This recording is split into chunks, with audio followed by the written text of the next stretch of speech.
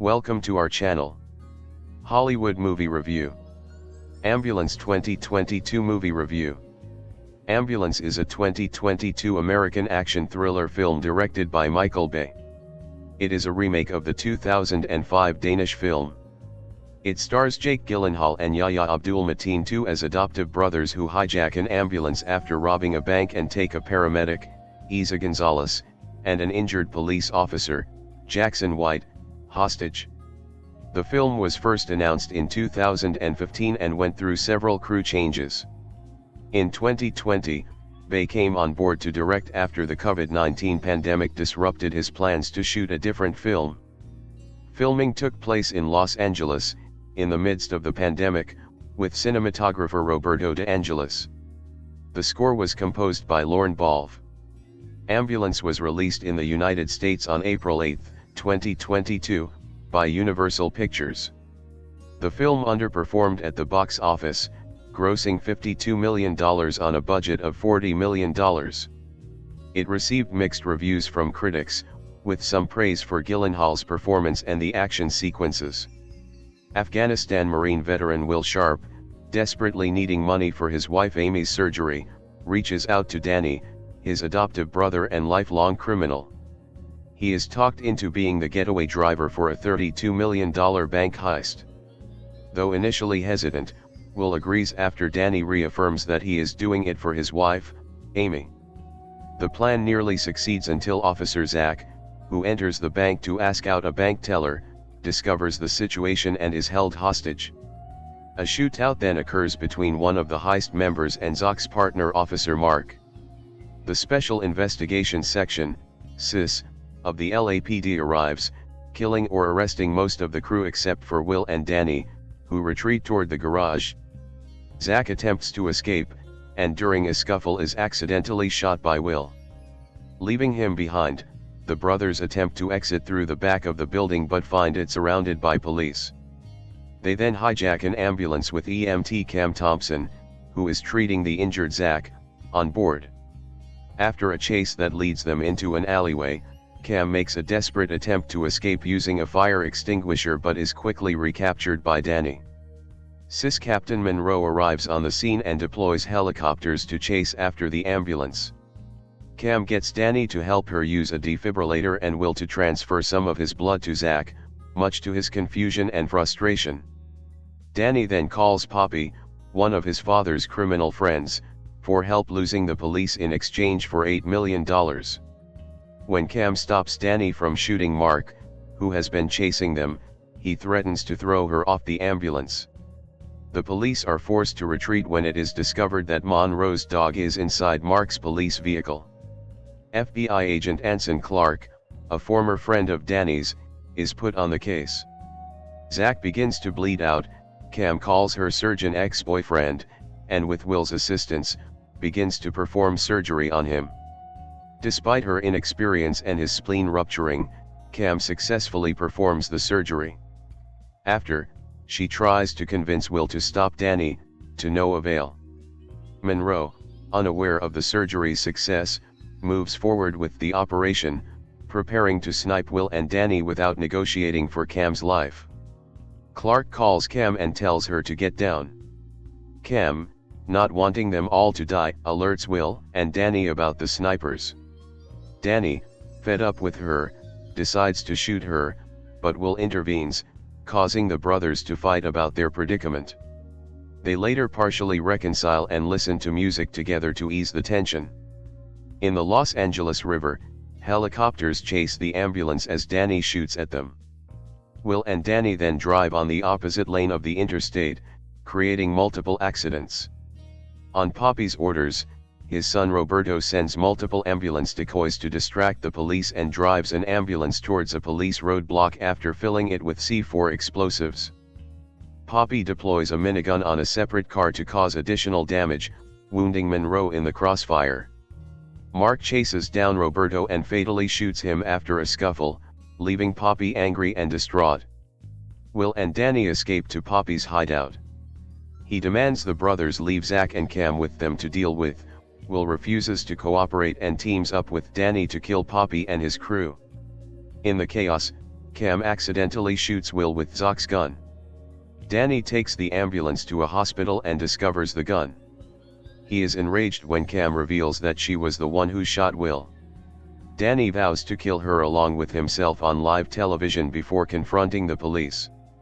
Left with no other choice, Will shoots Danny in the back, who apologizes to him before succumbing to his injuries. The police arrest a critically injured Will, however they were willing to let him bleed out, and only take him inside for surgery after Cam guilts Zach's partner Mark into helping. Cam secretly gives some of the heist money to Amy for her surgery, and Zach, when questioned by the police about his injuries, tells them that Will saved his life. Ambulance is an American remake of the 2005 Danish film of the same name. Producer Bradley J. Fischer said Michael Bay was his first choice to direct, but he originally passed on the project. The film was announced on August 28, 2015, with Philip Noyce attached to direct from a script by Chris Fidake. 2 years later, the directing duo Novo Papachado and Aharon Keshales replaced Noyce, but this version of the film never entered production. In 2020, the COVID-19 pandemic in Los Angeles preempted Bay's plans to shoot his next film, Black 5. He recalled telling his agent, "God damn it, I just want to get out and shoot something fast. I'm tired of being locked up at home." He pitched an idea to Donna Langley, the chairwoman of Universal Pictures, saying he wanted to direct a small film focusing on the tension between characters trapped in a claustrophobic setting. Bay was reminded of Ambulance and told it could be shot on a relatively low budget in a short period. "It kind of suited my needs," he said. On November 11, 2020, Bay was announced as the new director, and the film was referred to as a character-driven project that would move away from Bay's normality of standard explosion-heavy fare while deriving elements from Speed, 1994, and Bad Boys, 1995. Bay did not watch or read the screenplay of the original Danish film because he wanted to make the film his own. The film was financed by Endeavor Content and produced by New Republic Pictures and Project X. Jake Gyllenhaal received the screenplay while shooting The Guilty in November 2020. The following month, the film was announced with Gyllenhaal and Dylan O'Brien in talks to star as the two adoptive brothers who hijacked the ambulance, and Eiza González in negotiations to play the paramedic. Gyllenhaal's casting was a contributing factor in Bay's decision to shoot the film. To prepare for the role, González spent 3 months working intimately with firefighters, EMTs, surgeons, and everyone around the medical care system. She also rented an ambulance and had a friend drive her around to improve her balance. On December 11, 2020, Universal Pictures confirmed they would distribute the film and announced O'Brien had dropped out of the project due to scheduling conflicts. Yahya Abdul-Mateen II was cast as his replacement when he was able to fit the film into his schedule, following a production delay on Aquaman and the Lost Kingdom, 2023. González was confirmed to star 3 days later. The rest of the cast was announced between January and May 2021. On joining the cast, Martinez said he submitted a self-made audition video from Auckland, New Zealand. Filming began on January 11, 2021, in downtown Los Angeles, with a $40 million budget. Filming wrapped on March 18, 2021, after 38 days. During pre-production, stunt coordinator Mike Gunther put the 3 lead actors through stunt driving courses to test their driving abilities. Supervising location manager Rob Gibson obtained driving permits for numerous streets and freeway corridors in the city using his close relationship with Film LA. Due to the COVID-19 pandemic, the crew had to follow safety protocols such as wearing masks on set. The production borrowed 6 ambulances from Falk. The scenes inside of the ambulance were captured using 3 ambulances, one was driven with the crew on board, a second could be dismantled, and a third was rocked on a stage. The limited space inside of the ambulance required Gyllenhaal to hold the camera for some takes. Several Komodo digital cameras by Red were used. A considerable amount of the film was shot using first-person view drones by Lightcraft, a company discovered by executive producer Michael Kays after seeing their footage of the top of the Wilshire Grand Centre. Bay said this way of filming was implemented because he was inspired by Steven Spielberg's direction on War of the Worlds, 2005, to come up with new ways to put his stories on screen while simultaneously limiting himself as a director. The drones in the film were flown by Drone Racing League pilots Jordan Temkin and Alex Vanover using head-mounted displays. Footage captured by the drones included scenes in the Los Angeles Convention Center and the city's fashion district. To increase the story's authenticity, the cast improvised some of their lines. The production also hired real trauma surgeons, firefighters, SWAT teams, snipers, undercover SIS members, and 52 LAPD officers for the shoot. On the first day of filming, while shooting footage of the ambulance driving on a freeway, Bay noticed several patrol officers and 3 motorcycle cops. He asked them if they wanted to star in the film, to which they agreed, and used the opportunity to sweet-talk the officers into creating a rolling roadblock, allowing them to close the freeway for free instead of paying the average $350,000 to $400,000 cost.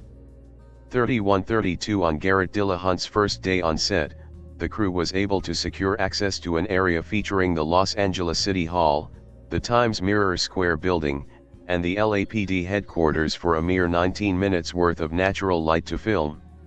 To describe the gravity of the situation, Bay was told that would be the only time and the last time you are ever going to get this corner, this area. As the time started, Bay realized he had to spend some time fitting the English Mastiff in the film, his own dog, into a small vehicle.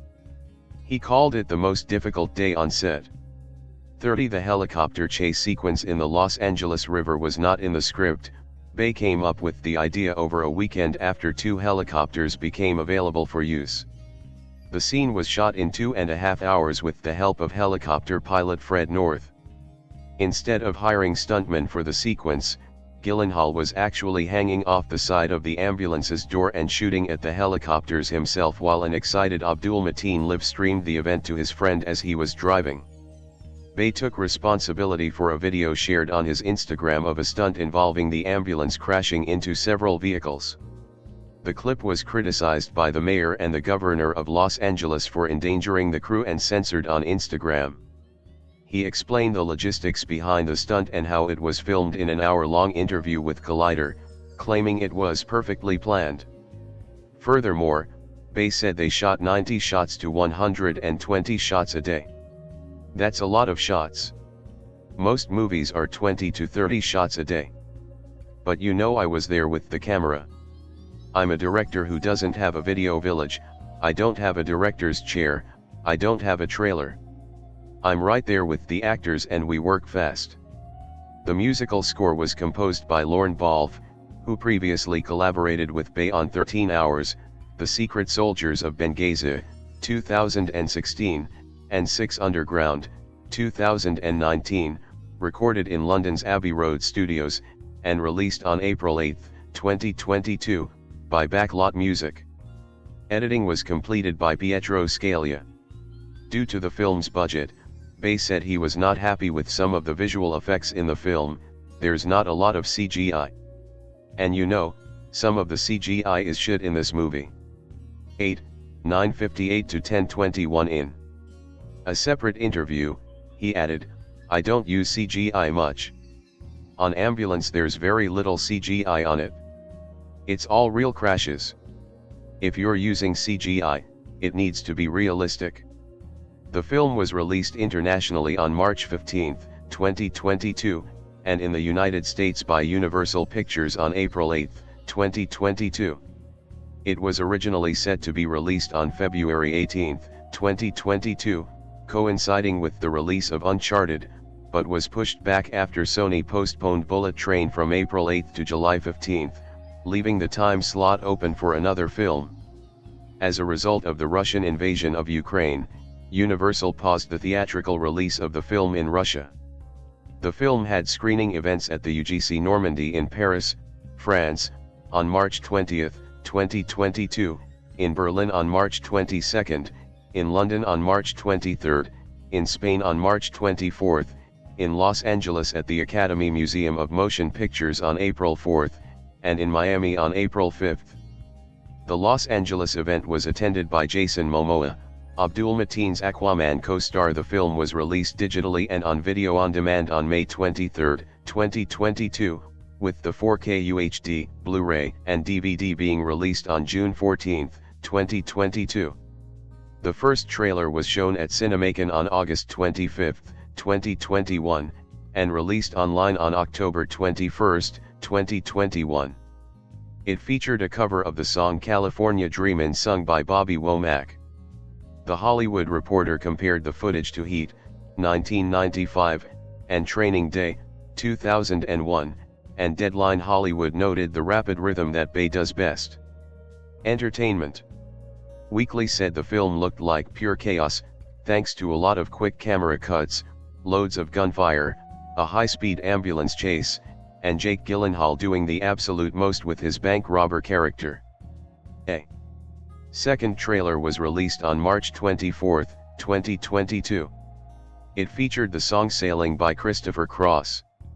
Entertainment Weekly wrote, "The latest trailer for the chaotic heist gone wrong film is peak Michael Bay, with everything you could possibly want from an action flick." The film was marketed as a counter-programming option for older male moviegoers. Pre-sales for the film trend ahead of Lionsgate's Moonfall, 2022, which had a larger budget. Sean Robbins from Box Office Pro said Universal had done a fine job reaching its target male audience with significant promotion during major sporting events over the past few months.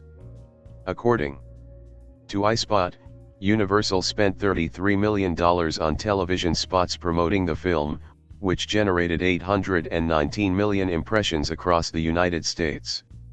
Commercials were generally aired during sporting events such as NFL and NBA games, men's college basketball, Super Bowl 56, and the Winter Olympics, as well as reruns of The Big Bang Theory. Ambulance grossed $22.8 million in the United States and Canada, and $29.5 million in other territories, for a worldwide total of $52.3 million. In the US and Canada, Ambulance was released alongside Sonic the Hedgehog 2 and the wide expansion of Everything Everywhere All at Once. It was projected to gross $8 to $14 million from 3,412 theaters in its opening weekend. Variety's Rebecca Rubin believed the comparatively lean production budget could soften the blow in the event the film doesn't connect with audiences. The film made $3.2 million on its first day, including $700,000 from Thursday night previews. It went on to gross $8.7 million in its opening weekend, finishing fourth at the box office. Men made up 62% of the audience during its opening, with those above the age of 25 comprising 77% of ticket sales and those above 35 comprising 49%. The ethnic breakdown of the audience showed that 38% were Caucasian, 29% Hispanic and Latino Americans, 22% African American, and 11% Asian or other. Deadline Hollywood's Anthony D'Alessandro noted the reluctance of older male audiences to return to theaters and said, "When it comes to action films in today's cinemas, it's the superhero films that have it all, everything else is B-rated. They've stolen the air away from something as standard as Ambulance." The film made $4.1 million in its second weekend, and $1.8 million in its third, before dropping out of the box office top 10 with $1.2 million in its fourth. Rubin deemed the film a box office bomb, citing its release in a crowded marketplace, lukewarm reviews, the effects of the COVID-19 pandemic on moviegoing habits, and the action genre's steady decline in popularity. The film managed to regain success on streaming platforms, outgrowing its box office and gaining more audiences.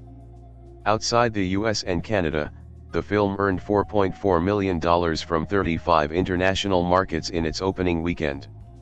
It made $6.6 million in its second weekend, $2.8 million in its fourth, $1.4 million in its fifth, $1.8 million in its sixth, and $572,000 in its seventh.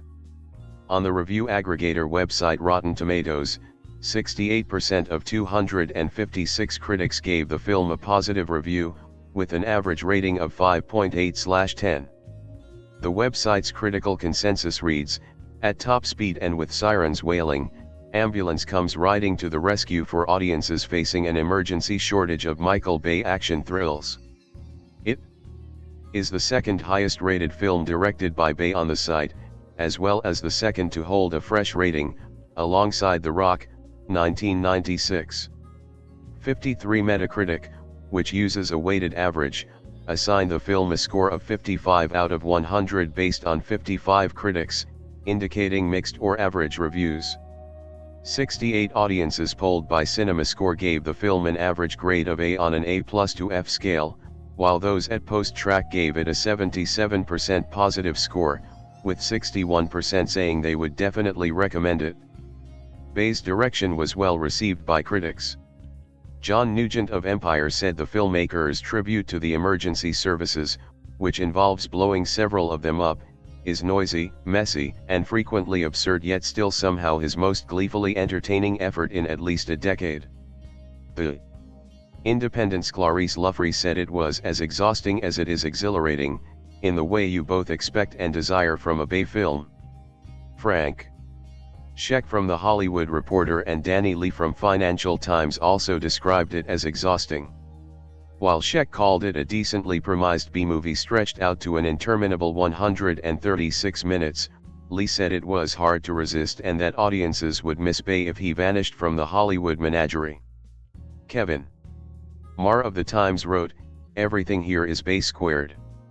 It's a film that simply does not stop." The story and performances received some criticism. The Rap's Robert Abeel found Gyllenhaal's acting unconvincing and over the top and Abdul-Mateen's character a poorly conceived good guy in over his head. He also said Bay's addiction to confusion and pointlessness as operating visual narrative principles keeps this from being in any way pleasurable. O. Scott of the New York Times was positive about the performances but found the story predictable. "It all ends up pretty much where you expect it will, but the actors do a good job of seething and emoting under pressure, and Gyllenhaal does a volatile, charming sociopath thing that isn't as annoying as it might be." Tim Grierson, for Screen Daily, said the film spotlights Bay's visual panache alongside his considerable storytelling weaknesses. The Guardian's Peter Bradshaw said Ambulance has everything, except actors giving a decent performance as believable characters in a workable script. The Evening Standard's Charlotte O'Sullivan noted that the film picks up once the characters enter the ambulance, adding that the B-movie Gyllenhaal and Bay have cobbled together is genuinely diverting. Meanwhile, Collider praised Ambulance as Bay's best film since The Rock and Bad Boys 2 as well as his most human film to date, citing its emphasis on character development and emotional depth beyond his signature explosive action set pieces. It wasn't Danny Sharp's first time robbing a bank. Actually, it was his 38th time. And his father had been a notoriously effective thief, too. Danny had planned this heist down to the most minute detail to make it go as smoothly as the rest of them had gone. At the last minute, he'd even recruited the help of his adoptive brother Will, an unemployed Purple Heart veteran who desperately needs money to pay for his wife's surgery. But what wasn't part of Danny's plan was taking Zach, a police officer who showed up at that bank to ask a pretty teller out, hostage. And what definitely wasn't part of the plan was Will shooting Officer Zach. Because if they kill a police officer, Danny and Will have just signed their death warrant. And as their plan falls apart as the bank is swarmed by law enforcement, the cornered Danny and Will choose their last option, hijacking an ambulance, the one that just so happens to be carrying the dying Zach and EMT Cam Thompson to the hospital. With their unintentional hostages in the back and cop cars quickly closing in on them, Danny tells Cam to keep Zach alive or he'll make sure she quickly joins him in the afterlife. As the list of criminal charges against Danny and Will grows by the second, and as explosions dot the Los Angeles landscape wherever their careening ambulance goes, it's looking more and more likely that none of them will be walking away from this one. As an EMT, Cam deals with horrible things on a daily basis, and she's become numb to it. She tells her newbie partner that the worst day in the life of the people she's helping is just another hour in her work week. That, she implies, is what enables her to keep the emotional distance to do her job very effectively, such as when she keeps a little girl alive who's been impaled by a piece of fence in a horrific car accident. But when Cam gets kidnapped by Danny and Will and is thrust into her own worst day of her life, she learns that she doesn't need to repress her emotions. She's allowed to cry, and she doesn't have to be the tough one all the time. That said, she's still pretty tough throughout most of her hostage ordeal, during which she works mightily to keep Officer Zach alive. She also begins to develop sympathy for Will, whom she realizes has made some of his terrible choices for the sake of trying to support his wife's medical needs. Though we cannot approve of Will agreeing to rob a bank nor many of his actions within the film, the movie makes it clear that Will genuinely wants to do things the right way. He doesn't want to be the bad guy. He wants to be able to pay for his wife's surgery, and he doesn't want to hurt anyone, often being the voice of reason to his erratic, megalomaniac brother. The majority of his immoral decisions are due to Danny's incessant pressuring, bullying, and manipulation. Over the course of the film, Will's loyalties begin to shift from his brother to protecting Cam and Officer Zach. When a police officer gets blamed for failing to stop a bank robbery, the captain of the team steps up and takes responsibility for the mistake, explaining that it was his own call, so it's his own fault. The police force as a whole works as diligently as possible to stop Danny and Will from inflicting further injury, as well as in trying to save the two hostages on board the hijacked ambulance. FBI agent Clark is gay, and we see him in counseling with his husband. They kiss, though his husband is never seen nor referenced afterwards. Will and his wife, Amy, kiss. Zach and another police officer talk about Zach asking a woman out on a date. Danny says he has herpes. Michael Bay has a multi-decade reputation for directing and producing movies filled with explosions and violence, including Transformers, The Purge, and Armageddon. Ambulance continues that craft with ample blood, gore and fiery explosions.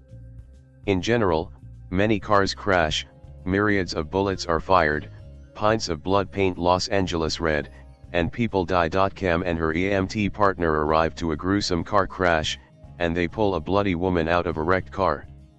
Cam holds the hand of a young girl in the car whose stomach is pierced by a piece of a metal fence. Later, Cam is forced to operate on Zach, and we watch as she cuts open his stomach and sticks her hand deep into his abdominal wound, feeling around for a bullet. We see Zach's internal organs, and we watch his spleen burst. Zach wakes up during the surgery, and Will has to knock him out. Cam sprays Danny and Will with a fire extinguisher. Danny knocks an EMT unconscious with a gun, and he frequently shoots at police officers, though his aim is as poor as his plan. Danny and Will gun down a group of gang members. Danny and Will fight one another in the ambulance. Danny forcefully slams Cam down in the ambulance, and he attempts to shoot her. He also grabs Cam by the throat, and Cam uses a defibrillator on him to fight back. He threatens many people with guns, and he is said to have robbed 38 banks. Danny and Will are shot at by snipers and police continually. Will shoots Zach and eventually takes him hostage. He speeds down the streets of Los Angeles for nearly the entirety of this movie. Will swerves his ambulance to cause people in the back of it to fall over. He also assists Cam in operating on Zach.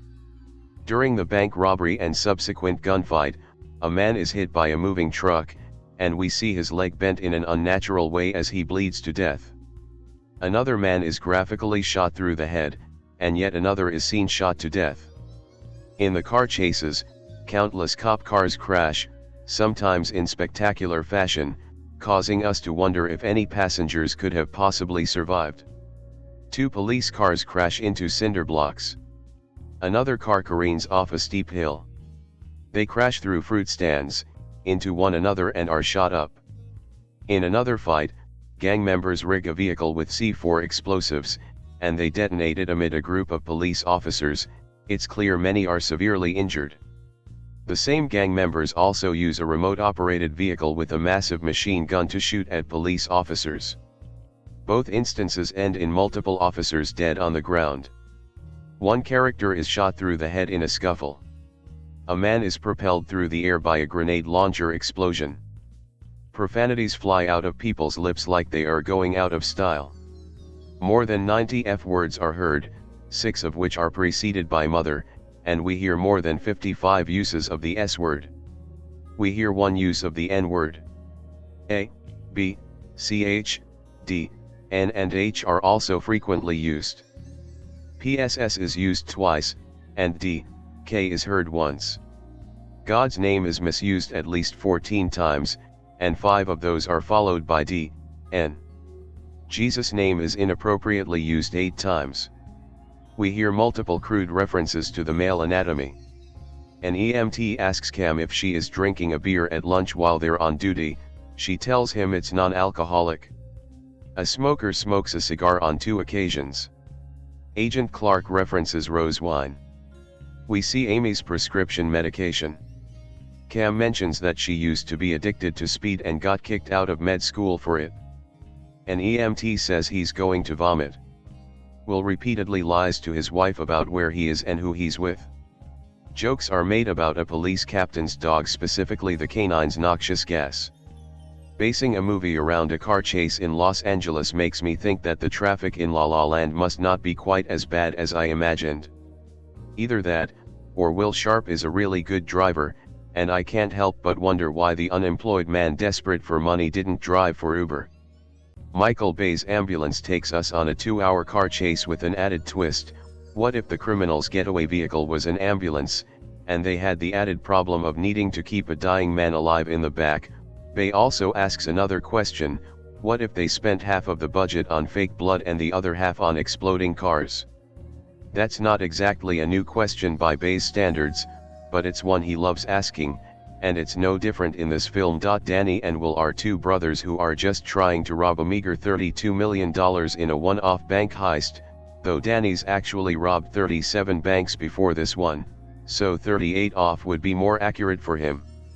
Will needs the money to pay for his wife's expensive experimental surgery, and Danny needs the money because he's a bad guy who likes money, and that's all you're going to get for an explanation. Obviously, Will comes across as the more sympathetic of the 2. And as they subsequently hijack an ambulance and take us through the uncrowded streets of Los Angeles, they'll show us just what kind of bad guy Danny actually is. We'll see police officers get shot and blown up. We watch Danny shoot at pursuers directly after telling Will to not shoot any police officers. There's tons of car crashes and explosions, and we watch enough blood drip from dead and dying bodies to cover the Santa Monica State Beach.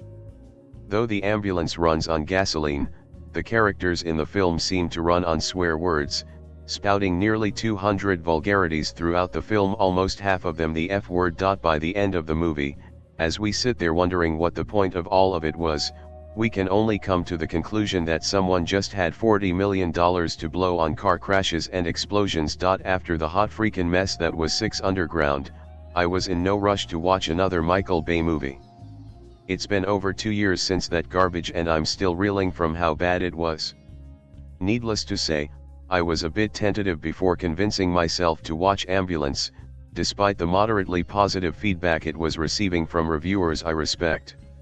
Normally, Bay movies are overly indulgent, loud, and vulgar, but occasionally he self-edits and creates something full of humanity and zeal. I'm relieved to write that Ambulance mostly resembles the latter, mostly. Right off the bat, I appreciated how quickly Bay shifted this movie from setup to action. USMC veteran Will Sharp, Yahya Abdul-Mateen II, needs money for an experimental, life-saving procedure for his wife, and since the insurance company won't help, he's forced to turn to the only person who will. That person is his adoptive brother and lifelong criminal, Danny Sharp, Jake Gyllenhaal, who immediately, and I mean literally immediately, recruits Will for a $32 million bank heist in downtown Los Angeles. Will, Danny, and his ragtag crew kick off the heist without a hitch, but then it all goes sideways when police officer Zach, Jackson White, interrupts them mid-crime. Long story short, Zach gets shot, an ambulance arrives to take him to the hospital, and Danny and Will hijack that ambulance in order to escape. It's a solid, uncomplicated setup for an action movie, and all of this happens in a rapid 20 to 25 minutes. If you've seen the trailers for Ambulance, you might think that this is Jake Gyllenhaal's movie first and foremost, but that's actually not the case. In fact, Eiza González, who plays the EMT that the brothers kidnap, is actually just as front and center as Gyllenhaal and Abdul-Mateen too. Her character, named Cam Thompson, is the true hero of this film, and she's a damn good one. González plays a similar role to the one that Keanu Reeves played in the 1994 action thriller Speed, in that she's forced to contend with a number of obstacles while staying alive on a non-stop vehicle. Cam is one of the better heroines I've seen in an action flick in quite some time, which is rather shocking given that this is a Michael Bay movie. He's not exactly regarded for his female character work, and the fact that he doesn't sexualize her in the slightest shows that Bay is capable of restraint and tact from time to time. Going back to my Speed analogy, one I'm sure others have made, if González's Cam is Keanu, then Abdul-Mateen Will is Sandra Bullock. It's an apt comparison, considering that Will's job for the most of the movie is to drive the ambulance while occasionally aiding Cam to save Zock's life, while also enduring Danny's constant outbursts. Unlike Bullock's character though, Will is a bit more than just a sidekick, as he's compelled to work with both Cam and Danny equally, thus burdening him with an intriguing internal conflict. At his core, Will is a loyal and upstanding individual, and Abdul-Mateen too sells this every second he's on screen. Even though I often found his obstinate righteousness to be frustrating, it never stopped me from rooting for the guy. Wait, Michael Bay has not one, but two likable protagonists? What is this, The Rock? Then there's Danny, who in many ways is Ambulance's antagonist, even though he's neither outright evil nor beyond redemption. He is, however, the only of the three primary characters who cares more about the money than saving Zock's life, which means he often butts heads with Cam and Will. Before I go on, I feel it's important to note that Gyllenhaal gave a first-rate performance in this movie. Unfortunately, Danny is the most Michael Bay-ish main character in the film, as his random eruptions of anger, while perhaps situationally appropriate, strip him of the agreeability that makes Cam and Will shine. Fitting examples of this are all the scenes in which Danny interacts with Castro, Whale, a minor side character who's supposed to add humor to the flick. Castro feels like a someone straight out the Fast and Furious franchise, while Danny feels like, well, someone from Ambulance, a movie that mostly plays it straight. The two don't go together, and therefore they only serve to weaken each other's appeal, and thusly the movie on the whole. However, Danny and Castro aren't the only characters who exhibit Bay-like qualities. Take the police for example, led by the dog-loving Captain Monroe, Garret Dillahunt, and the virtually useless FBI agent Anson Clark, Keir O'Donnell. Don't get me wrong, neither Dillahunt nor O'Donnell give poor performances in any way, it's their characters that suck. For example, Monroe owns this big dog that actually affects the story a bit, for some reason. It's not funny or necessary, nor is Monroe's slightly humorous dialogue with his tech expert. And then there's Anson Clark, the biggest waste of screen time of the lot. He's presumably included to offer background details on Danny, but I saw no reason why Danny's arrest record couldn't have revealed that stuff. You already have the somewhat workable Monroe, so why not combine both characters and save 5 minutes of runtime?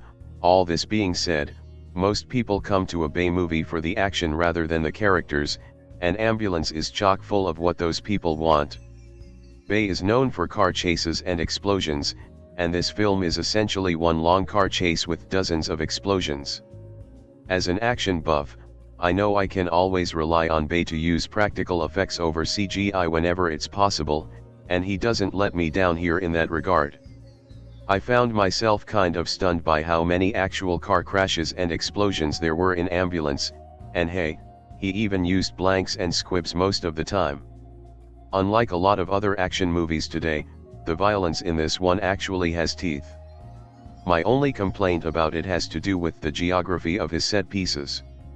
To elaborate, I was often confused about where certain characters were in relation to others during shootouts, or where certain cars were compared to others during chase sequences. Sure, Bay's method definitely adds tension and unpredictability to action scenes, but it also gives me a headache. Despite the mind-numbing violence that's packed into the rather messy final act, I found myself quite invested as the story wrapped up. I didn't expect to form a connection with Cam, Danny, and Will, and I certainly didn't notice myself doing so throughout Ambulance's overly long runtime. But then the ending came, and I realized that I gave a crap about these characters. I had the exact same thing happen to me when I watched 13 Hours, another of Bay's movies. It just goes to show, sometimes the filmmaker knows what he's doing in this regard, forging some real emotional connections between his characters on screen, as well as between his audience and said characters. All in all, I had a surprisingly decent time watching Ambulance, and it should be regarded as one of Bay's better films, alongside The Rock, 13 Hours, and The Island. I should also give credit to the screenwriter, Chris Fadake, who adapted the original Danish film in a way that allows it to resonate with American viewers. His three main characters are well drawn, and the respective performances by the film's stars are uniformly good. The action is similarly well done, even if it's irritatingly frenetic most of the time. And yes, there are a number of immature jokes that clash with the tone, but Bay gonna Bay. The key is for Bay not to go full Bay, and with Ambulance, he's refreshingly restrained. Michael Bay films certainly aren't for everyone, and they're certainly not winning any Oscars, but his latest film Ambulance is one of the most enjoyable times I've had in the cinema in a very long time. It's action cinema at its biggest and deserves to be seen on the biggest screen possible. It's not going to win over anyone that's not already on board with Bay's body of work, but Ambulance is the definitive big Hollywood action movie. It's the action movie of all action movies that's a kamikaze of flying bullets, broken glass, and car chases. Loosely based on the 2005 Danish film of the same name, Ambulance is one of the rare instances of the English-language remake being a great improvement on the original. Veteran Will Sharp, Yahya Abdul-Mateen II, desperately needs money for his wife's experimental surgery, so he goes to his adopted criminal brother Danny, played by the ever-charming Jake Gyllenhaal, who offers him a score, the biggest bank heist in Los Angeles history, $32 million. The heist does of course go wrong, with cops getting in the way, and the two of them end up trying to escape in a hijacked ambulance with a wounded police officer that's bleeding out and a paramedic named Cam, Eiza González. Things just go from bad to worse for the two brothers, with every single cop in the city on their tail. It's like when you play Grand Theft Auto with a 5-star wanted level and there really is just no escape. And it just keeps going for over 2 hours. Once the action gets going, it really does not stop until the end of the film. Ambulance is essentially 2 hours of non-stop action. There are car chases and shootouts galore, and it's a joyous spectacle. It's bonkers in the most Michael Bay sense, and yet it's his best film he's ever made. The action is so entertaining to watch, and the final product is just complete euphoric mayhem. There are dizzying shots with the camera flying around our characters, and that's just for the dialogue scenes. When it comes to the action, it's so well shot, and with some truly remarkable camera angles, with the camera sweeping around the city, and I have absolutely no idea how some of the shots were achieved. Sometimes it does cut to another shot too soon, but Bay really made the most of the city of LA being completely empty during lockdown, as his action scenes are absolutely huge, with loads of cop cars being destroyed and blown up in true Michael Bay fashion. It is of course full of Bay's signatures, with plenty of cheesy dialogue, and in fact, one character even talks of The Rock, one of Bay's own films. There's a wounded police officer in the back of the ambulance that's been bleeding out and on the verge of death for about 2 hours by the end of the film, and he really should already be dead, but you don't need to pay that too much attention. And it's really shoving the LA location down your throat. The film opens with a shot of the Los Angeles skyline, and an LA title card pops up. It's just so ferociously American, as his films always are, and perhaps the film, especially the ending, is far too overdramatic for what it is, but the film is so much fun and an absolute blast from start to finish. I had a huge grin on my face for the entire runtime of the film, because it's action cinema at its greatest.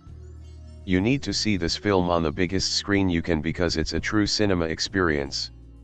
It may not be the highest quality display of filmmaking you'll ever see, but in terms of action cinema, this really is one of the greats and an action filmmaker at the top of their game. It draws you in so well, and even Bay's characters are better than they normally are, and despite not being the most compelling characters, the two leads bring them to life so well so that we do actually care about them and we're not just waiting for the next big explosion. It's incredibly funny too, and whilst I may have sometimes been laughing at the sheer ridiculousness of it all, this film had me in stitches laughing many times. Ambulance will go down as one of the greatest action movies of all time because it's just an insanely good time at the movies. This is why we go to the cinema, to see the biggest, loudest, dumbest, and most chaotic film we can, and Ambulance delivers on all of that. Ambulance really is the most action movie ever made. It's over 2 hours of complete carnage and destruction. It's a thrill ride from start to finish, and I genuinely had an incredible time watching it. It's the very definition of a big Hollywood action movie, and as much as we can ridicule some of Bay's other films, Ambulance is ridiculously entertaining. It's the action movie of the year for sure. Ambulance is one of those films that comes out of nowhere. I saw no promotion for this film, no PR team got in contact with me, I had no idea it existed, and when I saw it Prime Video, I thought I would give it a look. I thought it would be another low-budget film. However, this film had a moderate budget of about $40 million, is directed by Michael Bay, who is known for outstanding action scenes, and has big-name actor Jake Gyllenhaal in it. Ambulance is based on a 2005 Danish film of the same name by Laurits Munch Petersen and Lars Andreas Petersen. The basic story sees two adoptive siblings turned bank robbers who hijack an ambulance and take two first responders hostage. War vet Will Sharp, played by Yahya Abdul-Mateen II, is in need of $230,000 for his wife's surgery. He reaches out to his adoptive brother Danny Sharp, played by Jake Gyllenhaal, for help.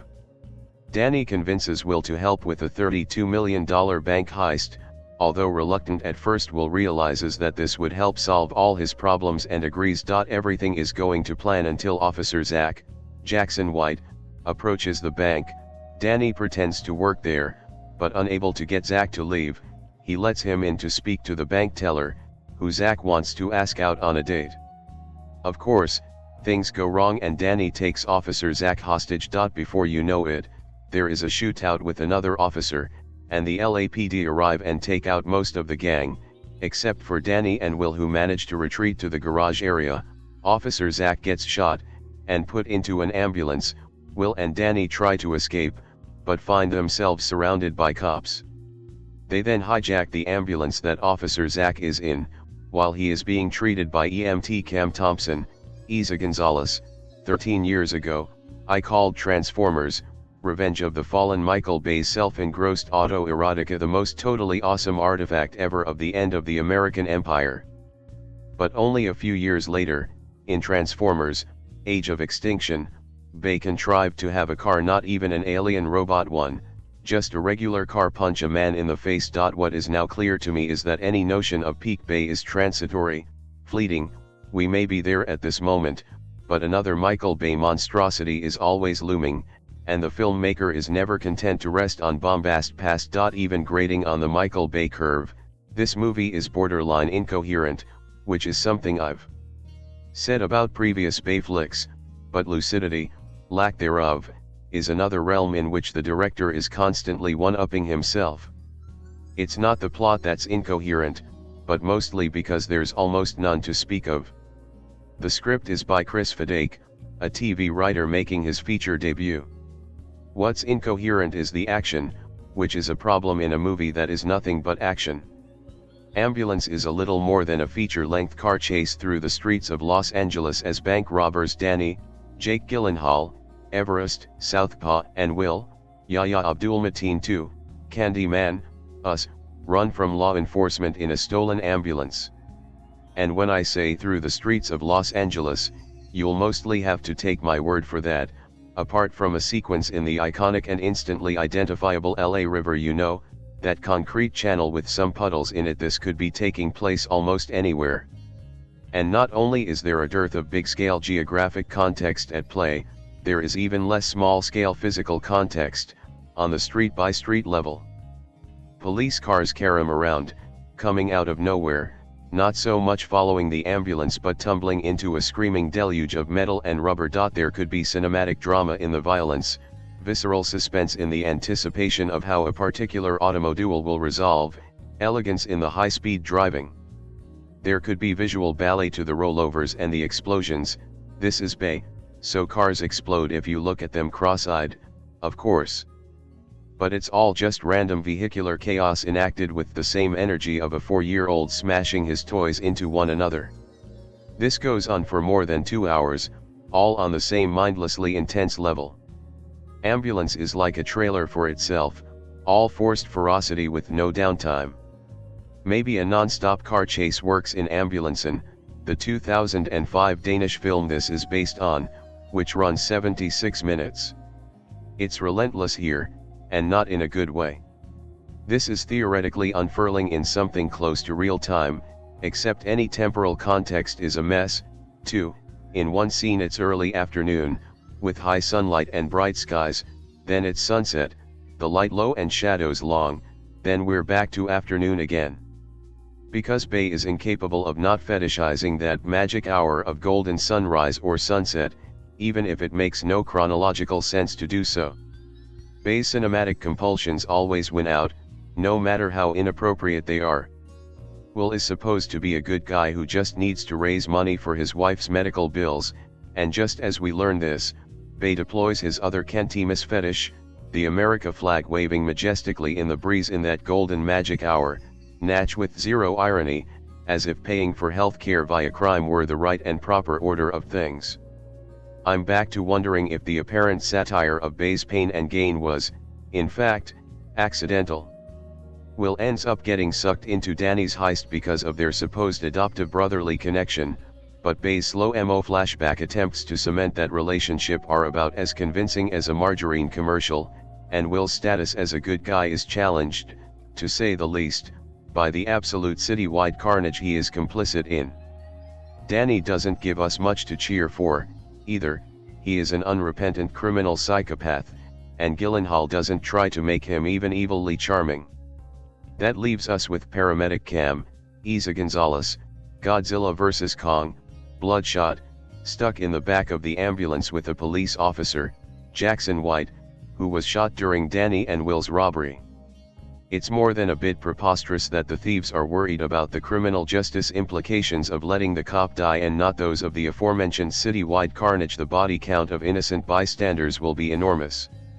González is a compelling screen presence, but too many things that the script forces her character to do are absurd and, at the last moment, ultimately make her too ridiculous to believe. At one point, one of the many superfluous characters with nothing to do in Ambulance mentions with a degree of self-awareness that an expensive car chase is unfolding. That chase involves the titular ambulance and droves of police cruisers, often smashed into and knocked around like action figures colliding with one another, something that the rapid editing and dizzying drone cinematography caused to resemble further. No one expects anything less from director Michael Bay, but the pratfalls of this one sting a little more because there is a solid, gripping 70 minutes within these 134 minutes of excess Bayhem. That's also something that can't be said for most Michael Bay movies. It's not that the excess is inherently bad. But here, it is usually at odds with what Michael Bay, alongside screenwriter Chris Fadake, adapting the original international version from Oscar-winning Danish director Laurits Munch Petersen and Lars Andreas Petersen, is trying to achieve. Somehow, an extra hour has been added to the story, and while I admit to having never seen the template for this interpretation, it doesn't seem to be for any game-changing reason. Dumb fun is always acceptable and will always be welcome, especially from Michael Bay, but Ambulance dances between knowingly ridiculous and eye-winkingly endearing stupid to laughable attempts at eliciting empathy for these characters and, at worst, going for a corny emotional crescendo. Starring Jake Gyllenhaal, Yahya Abdul-Mateen II, Eiza González, Garret Dillahunt, Keir O'Donnell, Moses Ingram, A. Martinez, Wael Folarin, Cedric Sanders, Jackson White, Colin Waddell, Olivia Stambulia, Jesse Garcia, Victor Gajakic, Remy Adalik, and Devon Long. Decorated veteran Will Sharp, desperate for money to cover his wife's medical bills, asks for help from his adoptive brother Danny. A charismatic career criminal, Danny instead offers him a score, the biggest bank heist in Los Angeles history, $32 million. At one point, one of the many superfluous characters with nothing to do in Ambulance mentions with a degree of self-awareness that an expensive car chase is unfolding. That chase involves the titular ambulance and droves of police cruisers, often smashed into and knocked around like action figures colliding with one another, something that the rapid editing and dizzying drone cinematography caused to resemble further. No one expects anything less from director Michael Bay, but the pratfalls of this one sting a little more because there is a solid, gripping 70 minutes within these 134 minutes of excess mayhem. That's also something that can't be said for most Michael Bay movies. It's not that the excess is inherently bad.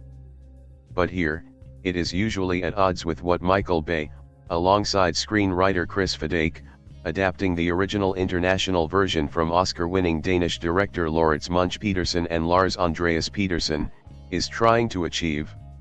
Somehow, an extra hour has been added to the story, and while I admit to having never seen the template for this interpretation, it doesn't seem to be for any game-changing reason. Dumb fun is always acceptable and will always be welcome, especially from Michael Bay, but Ambulance dances between knowingly ridiculous and eye-winkingly endearing stupid to laughable attempts at eliciting empathy for these characters and, at worst, going for a corny emotional crescendo. When Michael Bay is taking advantage of the actual ambulance setting for creatively ludicrous set pieces such as an EMT, a game Eiza González that deserves some award for lending this nonsense some heart and almost making her character's emotional arc land, performing surgery on a bleeding out officer, with the high-speed chase slowing down, the ambulance hijackers have the wounded gunshot officer as a hostage for leverage in their bank robbery escape, there is a rush of exhilaration and urgency. Doubly so, considering the reliably intense and unhinged Jake Gyllenhaal certainly knows how to wield psychopathic dialogue and behavior in a manner complementary to Michael Bay's cacophony of destruction. Nearly everything inside the actual ambulance is a hoot and spectacular to behold, even if it is dumb as rocks. Michael Bay's trademark goofy humor is also here, whether from characters shoveling down Cheetos while tracking the robbers inside the ambulance or a police captain pulling one of the vehicles out because his dog stowed away in the back seat and is in danger.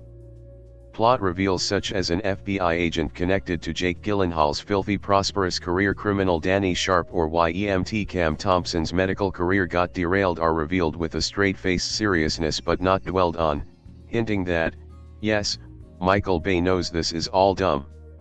Not every joke lands and some of them will induce a cringe, but there are also moments where Michael Bay uses intentionally dumb humor to push the action forward in an imaginative way. Then there is everything surrounding that high-octane chase, which starts reasonably acceptable with an introduction to down-on-his-luck military veteran Will Sharp, Yahya Abdul-Mateen II, who is feeling abandoned by his country financially and desperately in need of cash for medical concerns related to his wife, Amy, Moses Ingram.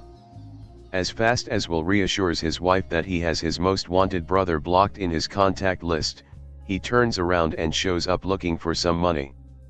Danny doesn't do handouts and also doesn't trust his current team for an upcoming mission. One of them earns the nickname Mel Gibson for bearing a younger resemblance, to give you an idea of the comedy on display here, and decides to rope his brother in for part of the score. The objective is to steal from one of the largest and most guarded banks in LA, which somewhat comes along swimmingly until a nearby police officer stops by to chat with a bank teller he is crushing on. From there, all hell breaks loose, and I don't just mean inside the bank but more so in terms of cinematography and spatial awareness. There must be 47 cuts a minute in Ambulance, which is disorienting, shifting between parking garages, city streets, responding police officers and ambulances, and inside the bank itself, until inevitably finding its way to trap the thieves and first responders in one location where the film speeds up and doesn't let up on the pedal for a good hour. While proclaiming the ambulance will stop for no one, Danny becomes crazier by the second as his brother will tries to adhere to some moral code in the driver's seat. However, one of the most amusing aspects is watching Danny justify his actions, as he genuinely believes they are the good guys in this story. Unfortunately, that too becomes exhausting, especially since Michael Bay eventually tries building dramatic stakes that don't work when neither of these characters deserves a shred of empathy. It also doesn't help that ambulance transitions into shootouts galore once the vehicle has more or less taken a backseat in the grand scheme of this self-indulgent spectacle. But someone does get smacked in the face with a defibrillator, that counts for something. Ambulance is a frenetic concoction of Michael Bay's strengths and worst impulses. Although certain stretches do provide preposterous thrills, reconfirming Michael Bay as, for better or worse, one of the action genre's most distinguishable voices. I think it is a common childhood dream to watch an action movie and ask, why can't they make an action movie that is all action? No character development, no boring talky bits, but just pure non-stop action? It is clear to me that director Michael Bay has never forgotten that dream. His long back catalog of action hits is packed with excessive mayhem, including Bad Boys, The Rock, Armageddon, and 5 separate Transformers movies. Whether giant robot fisticuffs in those Transformers films, using cars as ammunition in Bad Boys 2, or even, my personal favorite, inserting a Ferrari vs Humvee car chase into a movie ostensibly set on Alcatraz, Bay has never encountered a film that was not able to have another shootout, street chase, or explosion inserted into it somewhere. This has all made Bay something of a contentious filmmaker, since any viewer seeking depth, character, or nuance in their action cinema is unlikely to find it in Bay's works. On top of that, there is his tendency to shoot any women on screen with the ogling, somewhat sleazy male gaze.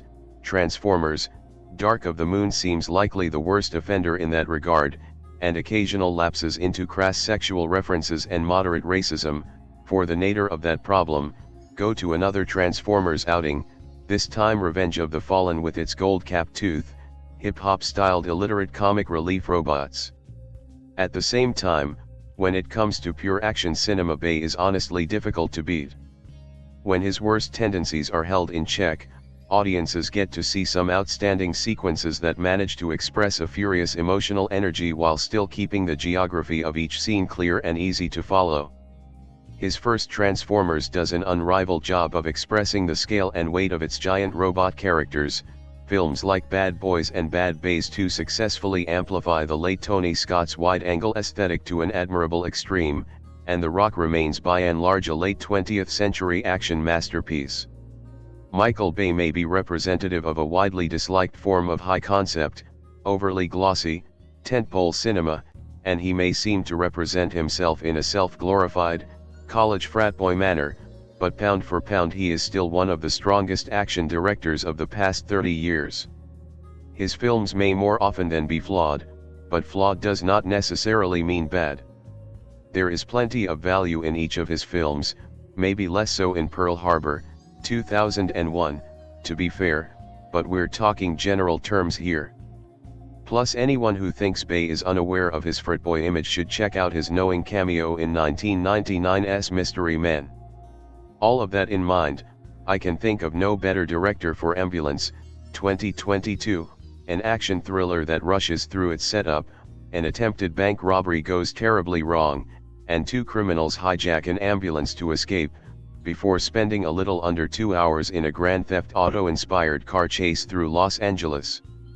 It is, for better or worse, one of the most Michael Bay-esque Michael Bay films to date. Likely due in part to that excess, it is also one of the strongest. Ex-Marine Will Sharp, Yahya Abdul-Mateen II, desperate for money to afford his wife's experimental cancer treatment, goes to his career criminal brother Danny, Jake Gyllenhaal, for help. Danny convinces him to participate in a $32 million bank heist. When the heist is interrupted by the police, Will and Danny go on the run, shooting police officer Zach Parker, Jackson White, in the process. When they hijack an ambulance minutes later to make their escape, they find Zach already inside with paramedic Camille Thompson, Eiza González. Left with no other option, Will and Danny take them both hostage. Ambulance is definitely too long. There is, it turns out, good reasons why most action films do not run with one big sustained chase sequence for 2 hours. That in mind, it is impressive just how long Bay manages to keep the suspense and thrills going before the film begins losing momentum. The film remakes an earlier Danish production, Ambulancen, 2005, which I have not seen. That movie ran a tight 75 minutes. Bay's adaptation runs for 137. If it feels as if it begins to run slack, it is probably not your imagination. What does help Bay manage the longer length is a talented cast. The focus is on the criminal brothers. Abdul-Mateen is sympathetic and tremendously engaging, playing Will as a good person making bad life choices. He has been consistently interesting for some time now, either in Support, The Trial of the Chicago 7, The Matrix Resurrections, or the lead, Candyman, and has become an actor I have started to actively look for in new films. Jake Gyllenhaal plays Danny against type, untrustworthy, a little jittery and nervous, and with a growing potential for violence as the film goes on. Eiza González does her best with an underdeveloped and relatively stereotypical role. It is a perennial problem with Michael Bay films that women are sidelined or otherwise poorly served, and that continues to be a problem here. Keir O'Donnell is better served as FBI agent Anson Clark, a former friend of Danny's now dispatched to capture him. It is rather nice that the film introduces him with his husband, makes no secret about how he is gay, but does not descend to stereotype or lightly homophobic mockery. The camp hairdresser in Bay's The Rock would be jealous. Perhaps it is simply that, in an industry of competing superhero franchises, it is refreshing to simply watch an action film that does not have the fate of the world at stake. Perhaps it is seeing something that is less obviously saturated with computer-generated stunts and set pieces. Perhaps Michael Bay actually is pretty great at his job, and with the benefit of maturity, and ignoring a few of his Transformers sequels, he is giving action movie fans precisely what we need. Ambulance is a lot of fun. In the movie world, the name Michael Bay carries baggage and generates images of big, loud, bombastic explosions on a loop.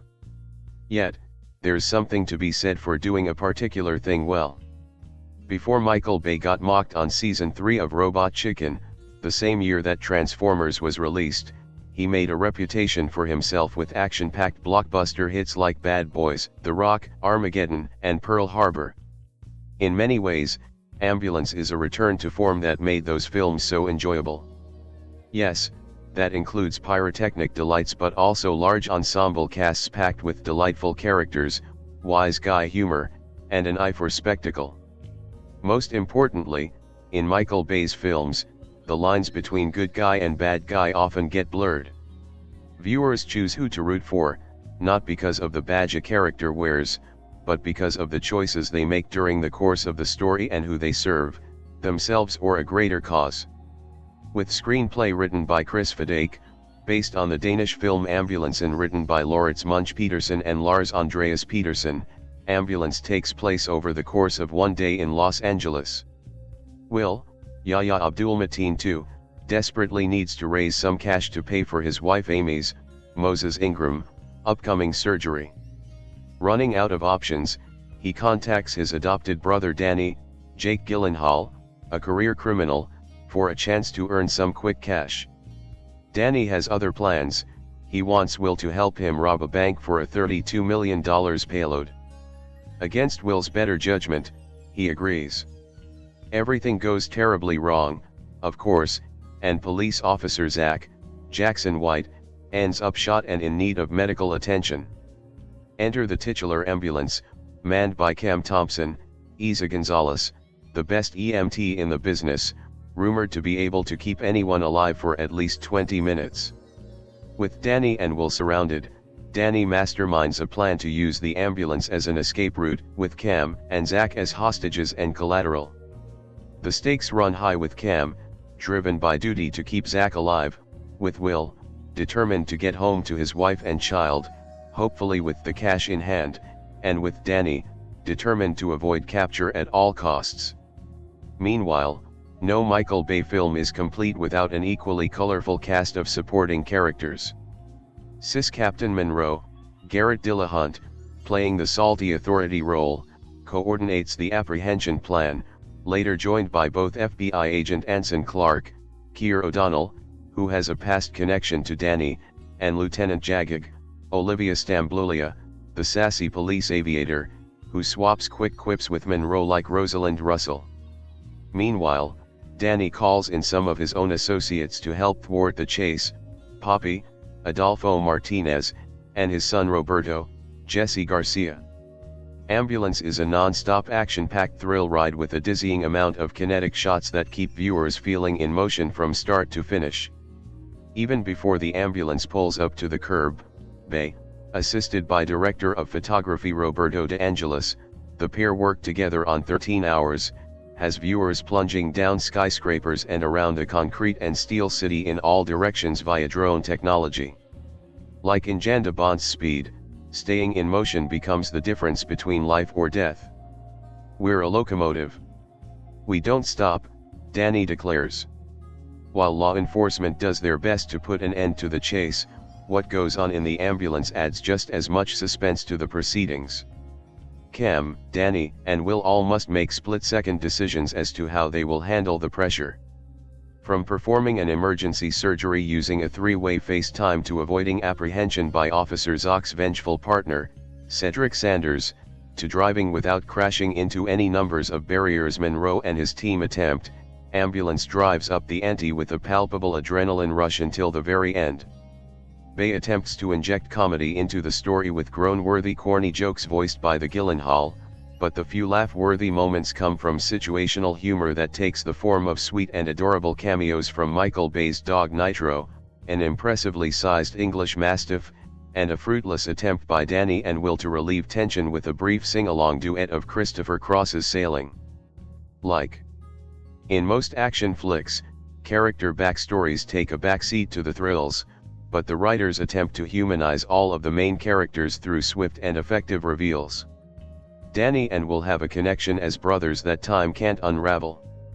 Despite their different paths, their loyalty to each other is undeniable. Meanwhile, Cam projects an image to her co-workers of not really caring about the people she rescues, but her hardened exterior may be just a front. Viewers will be along for the ride, and eager to see how it all plays out.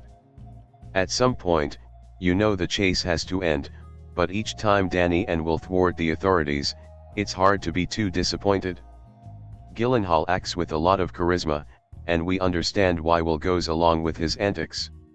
Meanwhile, Abdul-Mateen plays a character we want to root for, due to his inherent goodness, even if he allows himself to be manipulated by his toxic friend. And González has her hands full, playing a hero on all levels. You go into a Michael Bay movie with a certain set level of expectations.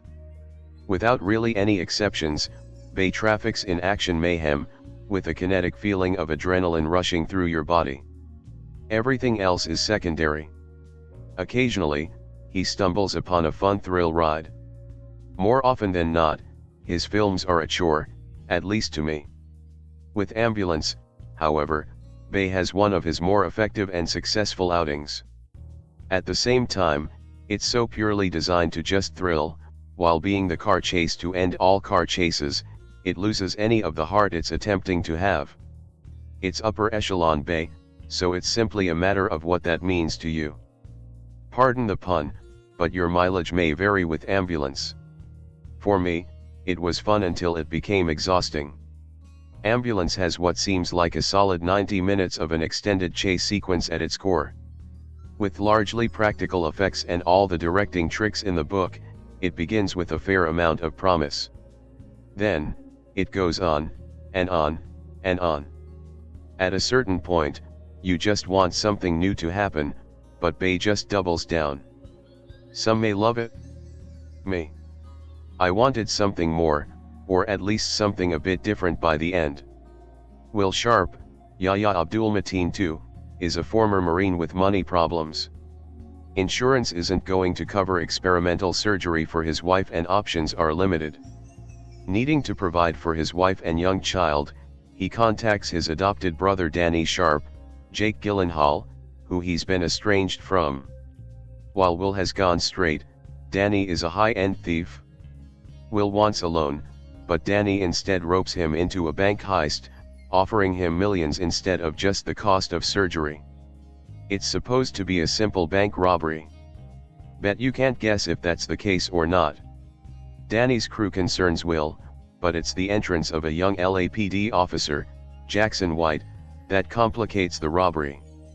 Before long, the crew is dead, Will has been forced to shoot the cop, and the brothers wind up taking the cop and EMT Cam Thompson, Eiza González, hostage. Thus begins a chase around Los Angeles, with cops like Captain Monroe, Garret Dillahunt, and FBI agent Anson Clark, Keir O'Donnell, in pursuit. Is there any way out for Danny and Will? And what of Cam? Both Yahya Abdul-Mateen II and Jake Gyllenhaal are solid here, though this is more a movie star role than something asking for a ton of acting prowess. They give their characters some layers, but they don't have the depth needed to truly care for them. The same goes for Eiza González, just to a larger extent because she has a bit less screen time. Garret Dillahunt has some good lines, but he's largely wasted. In addition to Keir O'Donnell and Jackson White, the supporting players include Moses Ingram, Cedric Sanders, Olivia Stambulia, and Colin Waddell. Director Michael Bay certainly found a script by Chris Fedake that gave him ample opportunities for action chaos. There's minimal character development and some odd choices in the back half, but when it comes to Bay-related mayhem, Ambulance delivers. It's just a matter of it all becoming exhausting, and that's before they introduce gangsters. That's a poor choice, as it expands things in all of the wrong ways. Ambulance will please Michael Bay fans and those hungry for an action epic. Anyone wanting depth or something more will be disappointed, but who is looking for that here? It's a throwback to an older time for action. If you set your expectations properly, this should satisfy. Take that for what it's worth here. After the hot freakin' mess that was Six Underground, I was in no rush to watch another Michael Bay movie. It's been over 2 years since that garbage and I'm still reeling from how bad it was. Needless to say, I was a bit tentative before convincing myself to watch Ambulance, despite the moderately positive feedback it was receiving from reviewers I respect. Normally, Bay movies are overly indulgent, loud, and vulgar, but occasionally he self-edits and creates something full of humanity and zeal. I'm relieved to write that Ambulance mostly resembles the latter, mostly. Right off the bat, I appreciated how quickly Bay shifted this movie from setup to action. USMC veteran Will Sharp, Yahya Abdul-Mateen II, needs money for an experimental, life-saving procedure for his wife, and since the insurance company won't help, he's forced to turn to the only person who will. That person is his adoptive brother and lifelong criminal, Danny Sharp, Jake Gyllenhaal, who immediately, and I mean literally immediately, recruits Will for a $32 million bank heist in downtown Los Angeles. Will, Danny, and his ragtag crew kick off the heist without a hitch, but then it all goes sideways when police officer Zach, Jackson White, interrupts them mid-crime. Long story short, Zach gets shot, an ambulance arrives to take him to the hospital, and Danny and Will hijack that ambulance in order to escape. It's a solid, uncomplicated setup for an action movie, and all of this happens in a rapid 20 to 25 minutes. If you've seen the trailers for Ambulance, you might think that this is Jake Gyllenhaal's movie first and foremost, but that's actually not the case. In fact, Eiza González, who plays the EMT that the brothers kidnap, is actually just as front and center as Gyllenhaal and Abdul-Mateen II. Her character, named Cam Thompson, is the true hero of this film, and she's a damn good one. González plays a similar role to the one that Keanu Reeves played in the 1994 action thriller Speed, in that she's forced to contend with a number of obstacles while staying alive on a non-stop vehicle. Cam is one of the better heroines I've seen in an action flick in quite some time, which is rather shocking given that this is a Michael Bay movie. He's not exactly regarded for his female character work, and the fact that he doesn't sexualize her in the slightest shows that Bay is capable of restraint and tact from time to time. Going back to my speed analogy, one I'm sure others have made, if Gonzalez's Cam is Keanu, then Abdul-Mateen I's Will is Sandra Bullock. It's an apt comparison, considering that Will's job for the most of the movie is to drive the ambulance while occasionally aiding Cam to save Zock's life, while also enduring Danny's constant outbursts. Unlike Bullock's character though, Will is a bit more than just a sidekick, as he's compelled to work with both Cam and Danny equally, thus burdening him with an intriguing internal conflict. At his core, Will is a loyal and upstanding individual, and Abdul-Mateen too sells this every second he's on screen. Even though I often found his obstinate righteousness to be frustrating, it never stopped me from rooting for the guy. Wait, Michael Bay has not one, but two likable protagonists? What is this, The Rock?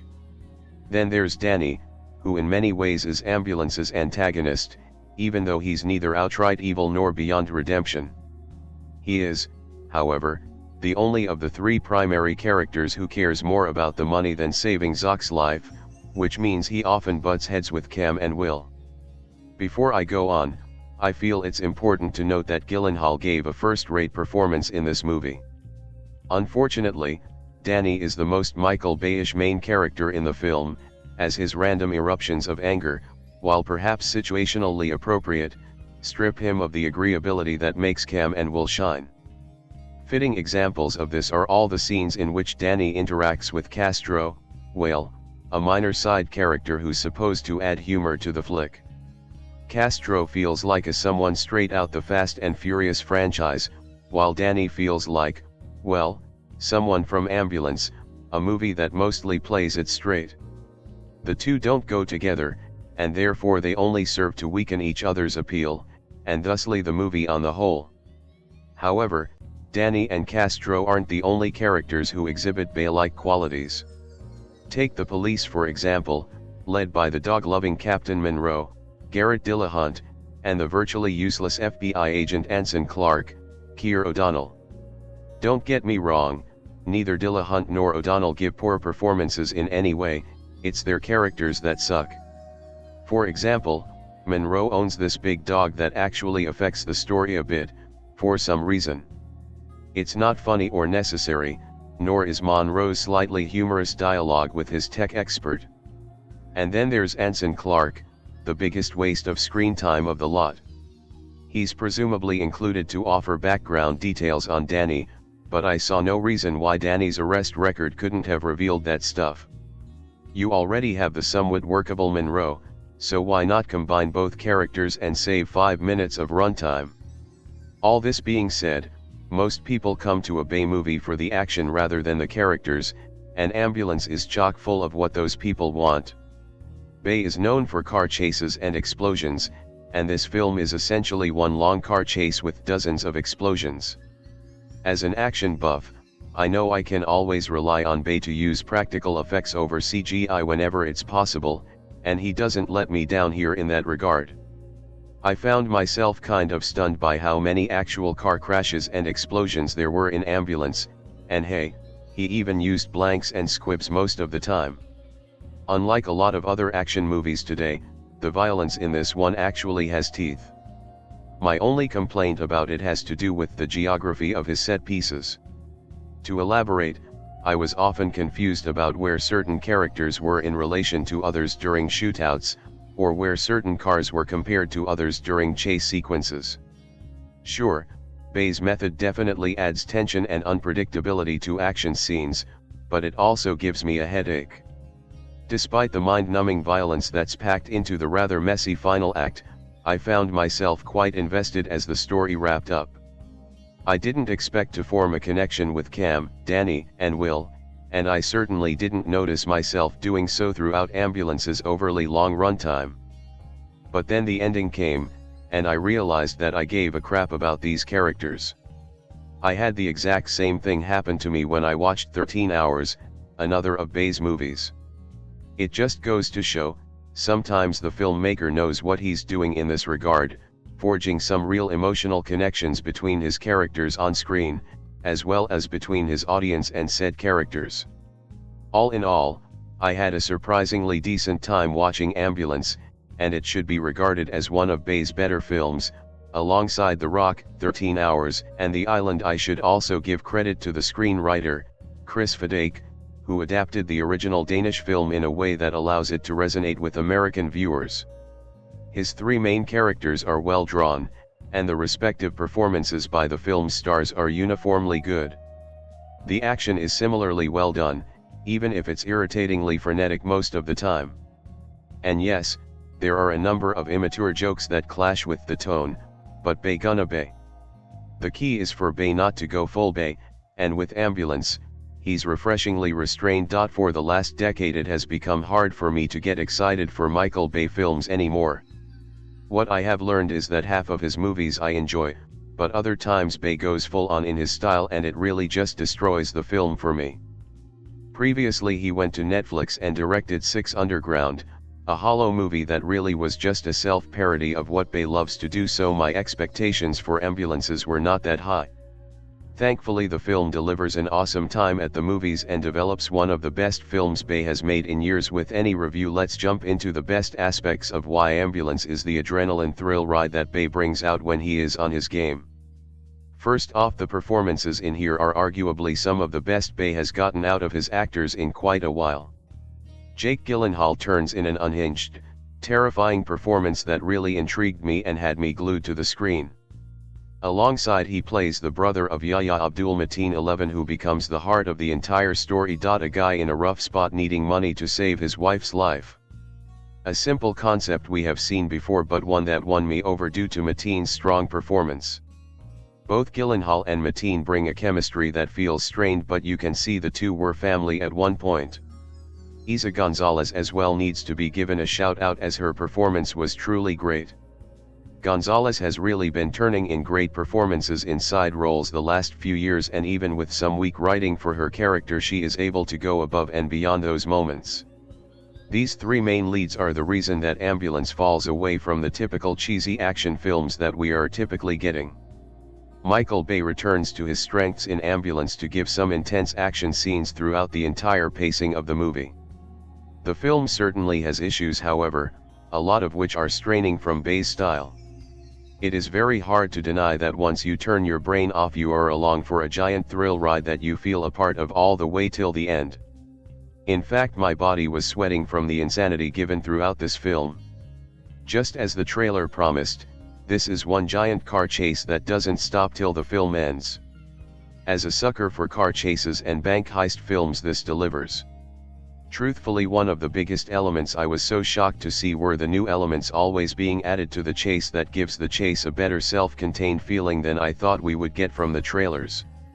To round out my favorite aspects of the film, I really loved the drone shots captured here. They might be way overused, but the swaying of the camera was very well done. Ambulance is a damn good time to throw popcorn in your face and turn your brain off, but I think you already knew that going in.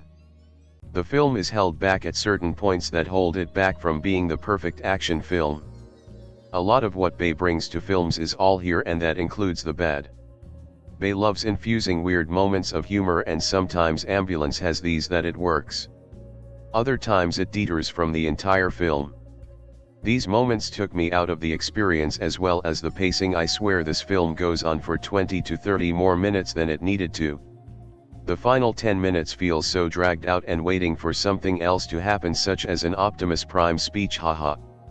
But really enough, the film has more than enough fat to cut, especially when it comes down to the editing of destruction. So many cars explode and they show like every viewpoint of them getting destroyed. Taking out some of these other angles would have really helped.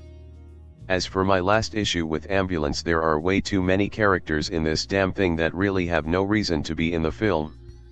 Ambulance is indeed one of the best Michael Bay films in years. It might still contain some of the worst aspects of his filmography, but with some fantastic performances, amazing thrilling moments, and even some surprises that keep the car chase interesting, I found myself truly invested with this story. It might be way too long, and the pacing could have been cut up a bit better, but even then I was so impressed with this film. Needing money to cover his wife's medical bills, a decorated veteran teams up with his adoptive brother to steal $32 million from a Los Angeles bank. However, when their getaway goes spectacularly wrong, the desperate thieves hijack an ambulance that's carrying a severely wounded cop and an EMT worker. Caught in a high-speed chase, the two siblings must figure out a way to outrun the law while keeping their hostages alive. One does not hire Michael Bay for subtle adult drama. The blockbuster producer/director of the Transformers and Bad Boys franchises does have a distinctive style, it's just that all of his authorial signatures involve massive explosions and dizzying drone shots. And Bay's latest, Ambulance, is a thick, juicy, hilariously overwrought, gloriously stupid steak upon which the vulgar auteurists of the world can feast. Ambulance is a remake of the 2005 Danish film Ambulancen, with a few key differences. Both are about brothers who turn to bank robbery to pay for a relative's medical bills. But here, the recipient is changed from a dying mother to a sick wife, juicing the conflict between career criminal Danny Sharp, Jake Gyllenhaal, and his adopted sibling, struggling veteran Yahya Abdul-Mateen too. Bay's world is one of good guys with principles and bad guys without, even when those principles cease to make any logical sense. But it's not about making sense. It's about big, thunderous emotions. In both films, the ensuing heist goes horribly wrong, forcing the duo to hijack an ambulance as a combination getaway vehicle/camouflage so they can escape the police cruisers and SWAT vehicles and surveillance trucks surrounding the bank. But in Bay's version, the poor sap dying in the back of the stolen ambulance isn't an everyday heart patient, but a wounded cop. What, you didn't think badge worship would factor into this story?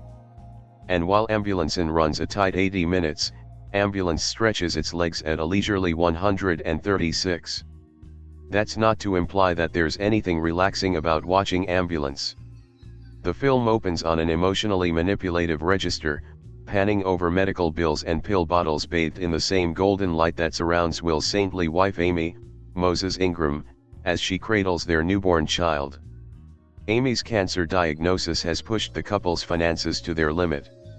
And so Will reluctantly reconnects with his flashy, glib brother, with the intent of borrowing money to pay for Amy's upcoming surgery.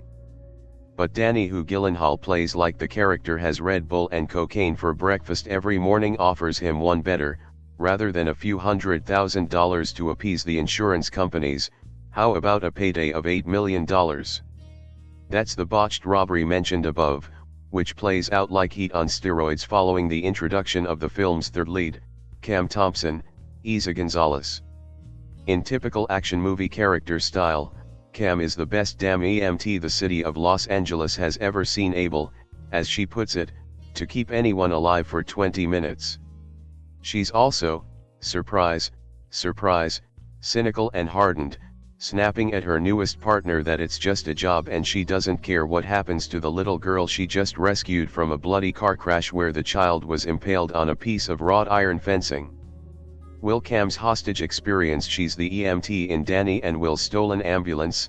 If you haven't yet put that together, reignite her passion for saving lives? Who's to say? What can be said is that once the ambulance takes off on a speed-esque chase through the streets of a curiously traffic-free Los Angeles, the stakes escalate until Cam is wrist-deep in the cop's open chest cavity, performing a life-saving procedure with the help of two trauma surgeons who FaceTime in from a golf course. Blood is spurting from the cop's wound in squishy geysers. Danny is behind the wheel, mowing down traffic cones and speeding the wrong way up highway overpasses at 60 miles per hour. Will is attached to the body on the stretcher, serving as a human blood bag like in Mad Max, Fury Road. An FBI hostage negotiator is on the phone, demanding to know what the hell is going on. Everyone is screaming. And then Cam's laptop goes dead. She's got to finish the surgery on her own and the cop's spleen just burst. In short, Ambulance is all peak and no valley, a breathless roller coaster ride that's made all the more discombobulating by Bay's hyperkinetic shooting style. In early dialogue scenes, the camera pivots around the characters in dramatic low-angle shots. And once the action gets going, the combination of volatile drone photography, one of Bay and cinematographer Roberto De Angelis' favorites, is to zip up the side of a DTLA skyscraper, then plunge back towards the concrete with nauseating speed, and frenetic editing makes it difficult to tell at times who's chasing whom and in what direction. And the flaming cop cars flying in all directions, including directly towards the camera, don't help the legibility issue. The thing about roller coasters is, though, that they're a lot of fun. And if you surrender to the chaos and allow your brain cells to scatter like so much fruit scent whizzing through the air as the titular vehicle crashes through an LA street market, Ambulance is a blast, a disorienting, overly long blast, but a blast nonetheless. Bay seems to be having fun, too. He stuffs the film with as many comic relief moments as he does everything else, casts his own dog in an absurd cameo role, and allows multiple references to earlier Bay films from screenwriter Chris Fedek to make it onto the screen intact. The movie looks like it cost more than its $40 million budget, thanks to the sheer volume of flaming destruction on screen. And as far as Bay's concerned, that means he held up his end of the bargain. At this point, I'm starting to get used to the idea of seeing Jake Gyllenhaal in American remakes of Danish films. In 2009, he appeared in Jim Sheridan's Brothers, a remake of Suzanne Bier's Brodre. In 2021, he appeared in Antoine Fuqua's The Guilty, a remake of Gustav Mahler's Den Skuldige. And now, in 2022, he stars in Michael Bay's Ambulance, a remake of Laurits Munch Peterson's Ambulancen. I don't know what it is that draws him to Danish projects. What I do know is that I think Bay's remake might be an improvement on the Danish film. Michael Bay's American reimagining of the aforementioned Laurits Munch Peterson film follows Will Sharp, played by Yahya Abdul-Mateen II, a Marine and war veteran, who has to ask his criminal adoptive brother, Danny, played by Jake Gyllenhaal, for a helping hand when Will's wife is in need of expensive experimental surgery. Danny only gives him one option: to take part in a dangerous bank heist. Will reluctantly agrees. During the heist, things start to go wrong when an officer comes by the bank at the wrong moment in time, and what was once a well-planned-out heist goes haywire. In an attempt to escape from the bank and law enforcement, Danny and Will hijack an ambulance and take a paramedic, played by Eiza González, hostage. Now the ambulance is their getaway vehicle, but in addition to the hostage, the ambulance also has an injured police officer on board, and it is the very officer that the brothers fired upon in the heat of the moment. I recently saw, in an interview with Michael Bay, that the director insists that he never read the original Danish script or saw the film, but that he was only briefed on the basic premise and then he collaborated on reworking the story so that it best worked for him. Now, I'm not sure if I actually believe that he didn't read or see it beforehand.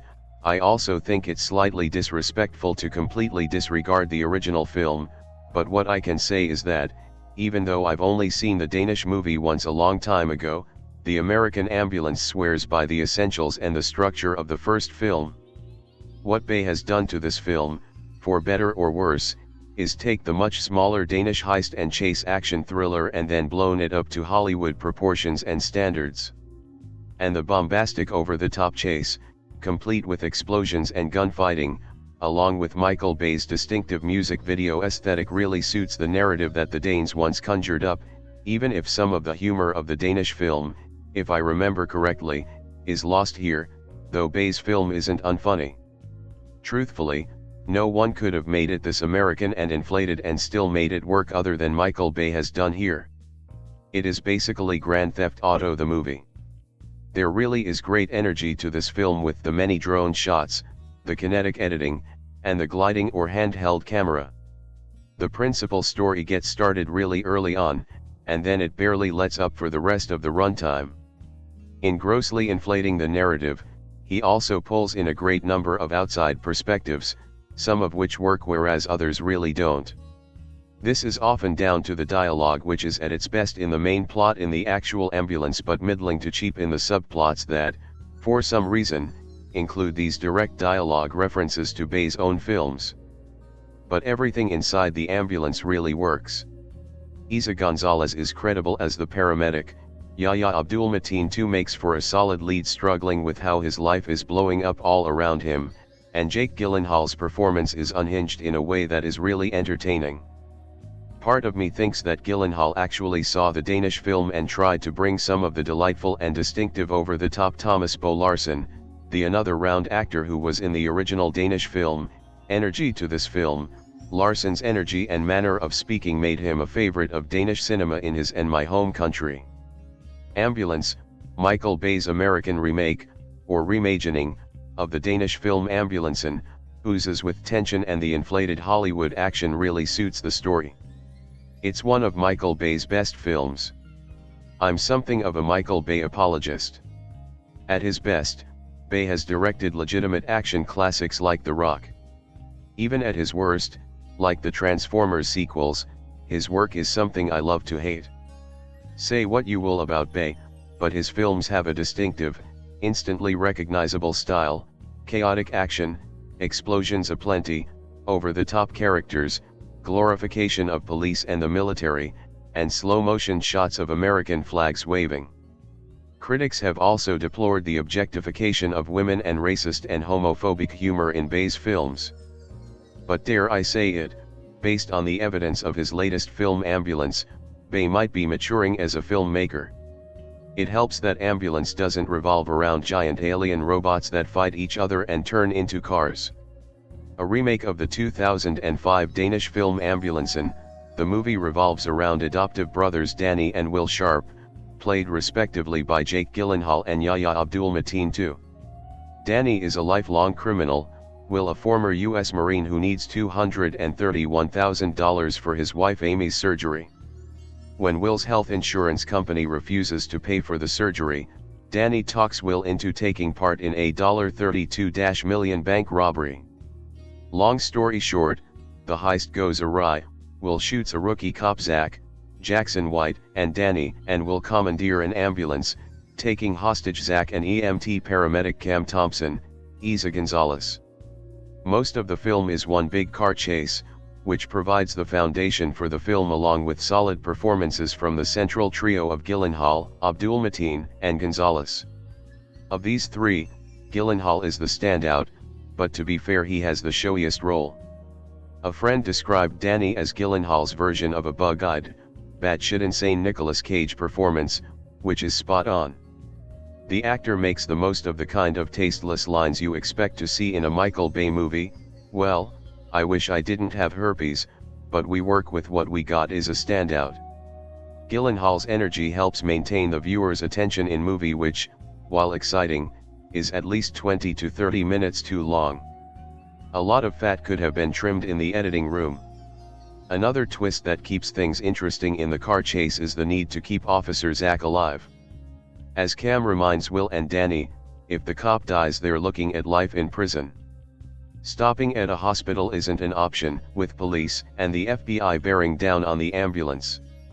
Cam calls her Dr. ex-boyfriend who, along with two other doctors at a golf course, walks Cam and Will through performing emergency surgery on Zach.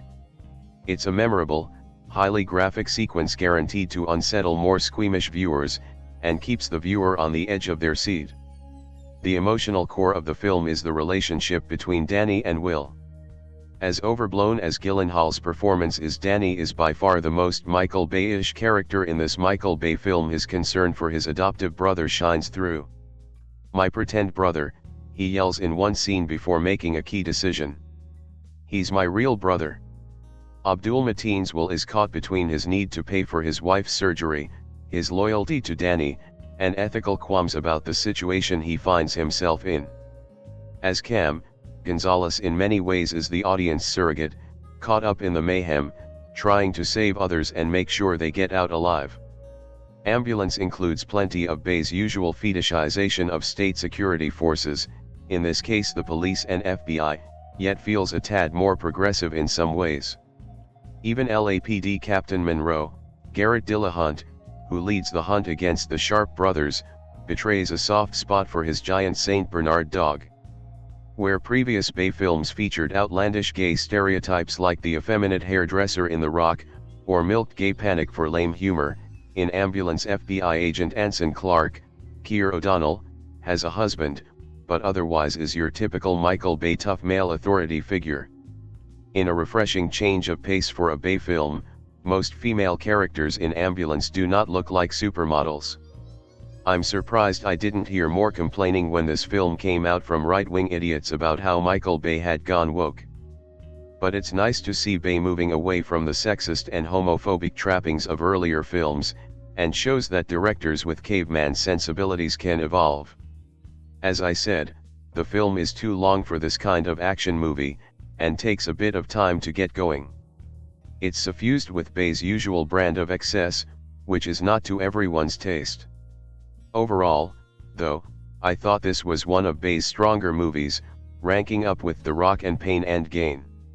If the director's over-the-top style can be most grating and overbearing when married to outlandish material like the Transformers films, it tends to be more effective when the subject matter is closer to earth. That might seem like a strange thing to say about a film otherwise so overblown. But it says a lot about Bay's filmography that Ambulance comes off as one of his more grounded films. Michael Bay isn't really known as a subtle director. He's famous for a winning formula that genuinely makes his films some of the most watchable action fare a cinemagoer can get. Some of them you can guess, like his iconic use of explosives and sweeping vistas with helicopters cutting across the screen. Others are just trademarked now, like extremely intense performances, crazy lines that could only pass in a Bay film, gratuitous lens flares, and more recently, a very fun use of gore. Growing up, I was addicted to scenes of Bad Boys 2, which is still easily one of my favorite films of all time, and was a bit dismayed when the director chose to commit far too many years to the Transformers franchise. But the release of 6 Underground, which is easily one of the most over-the-top Bay movie ever conceived, slowly brought him back into contention as one of the most energetic, frenetic, and bombastic action directors working today. There was a certain restraint placed on Bay's excess, due to the much smaller budget and the literal confines of an ambulance set. I have always believed that the best work a director can make, is when they are passionate about a project, but are placed under certain restrictions. This forces them to work smarter and harder, instead of indulging too much in their creativity. In Ambulance, you can still feel the presence of Bay's signature style and taste, with prominent American flags still displayed in almost every scene, lens flares popping in to spice up the frame, and frenetic camera moves that enhances the chaos of the action, instead of the actual choreography. Watching a Bay film isn't so much an appreciation of finely tuned and carefully crafted choreography, but more a sequences of what is absolutely cool to look at and how these shots relate to the overall chaos that Bay creates for his action set pieces. For example, one of the earliest shootouts involved many incredible shots of SWAT officers walking in tandem towards the chaos, exchanging fire with criminals who are scrabbling around, finding cover. This will then be interspersed with shots of police cars, drifting into position, particles flying across the screen, and the latest arsenal in Bayhem, drone shots that sweep the chaos. The geography is confusing, the editing and cutting is fast and furious, and the cacophony of sound is intense, but that is the point of the action sequence. It sells the chaos of the street combat in a visceral manner that can only be done by Bay's sense of timing and direction. In terms of direction towards actors, like most who end up in a Bay production, the actors give it their all. Cam, played by Eiza González, is clearly the heart of the film, her straight-edged performance matching well with the earnest one from Yahya's Will Sharp. However, nothing can quite top the insane intensity that is Jake Gyllenhaal's Danny. There is a sociopathic and manic unhinged energy to his performance that makes him arresting to watch, and creates much needed chaotic and unpredictable drama to even the quiet moments. It is also a testament to Gyllenhaal and Abdul-Mateen chemistry that they are able to effectively sell their formidable brotherhood, a bond that lasts all the way through the film. It is that partnership that really sells the emotional element behind such a chaotic film, that is largely confined to the walls of the ambulance. The plot here is as thin as can be, effectively only used to sell audiences on the desperate moves of desperate people in desperate situations. It can be effectively summed up as robbery gone wrong in LA, but such a simplistic summary doesn't quite does justice to just how much Bay managed to wrangle out of such a simple premise. Overall, the movie moves at a breakneck pace, slow only at the beginning to get you to care about the characters before shoving you headfirst into the wild chaos that Bay had in mind for his film. There are barely any moments to breathe, before the next insane action set piece takes place. From a cinematography perspective, Ambulance suffers, or should I say, is enhanced by Bay's classic use of advertising cinema.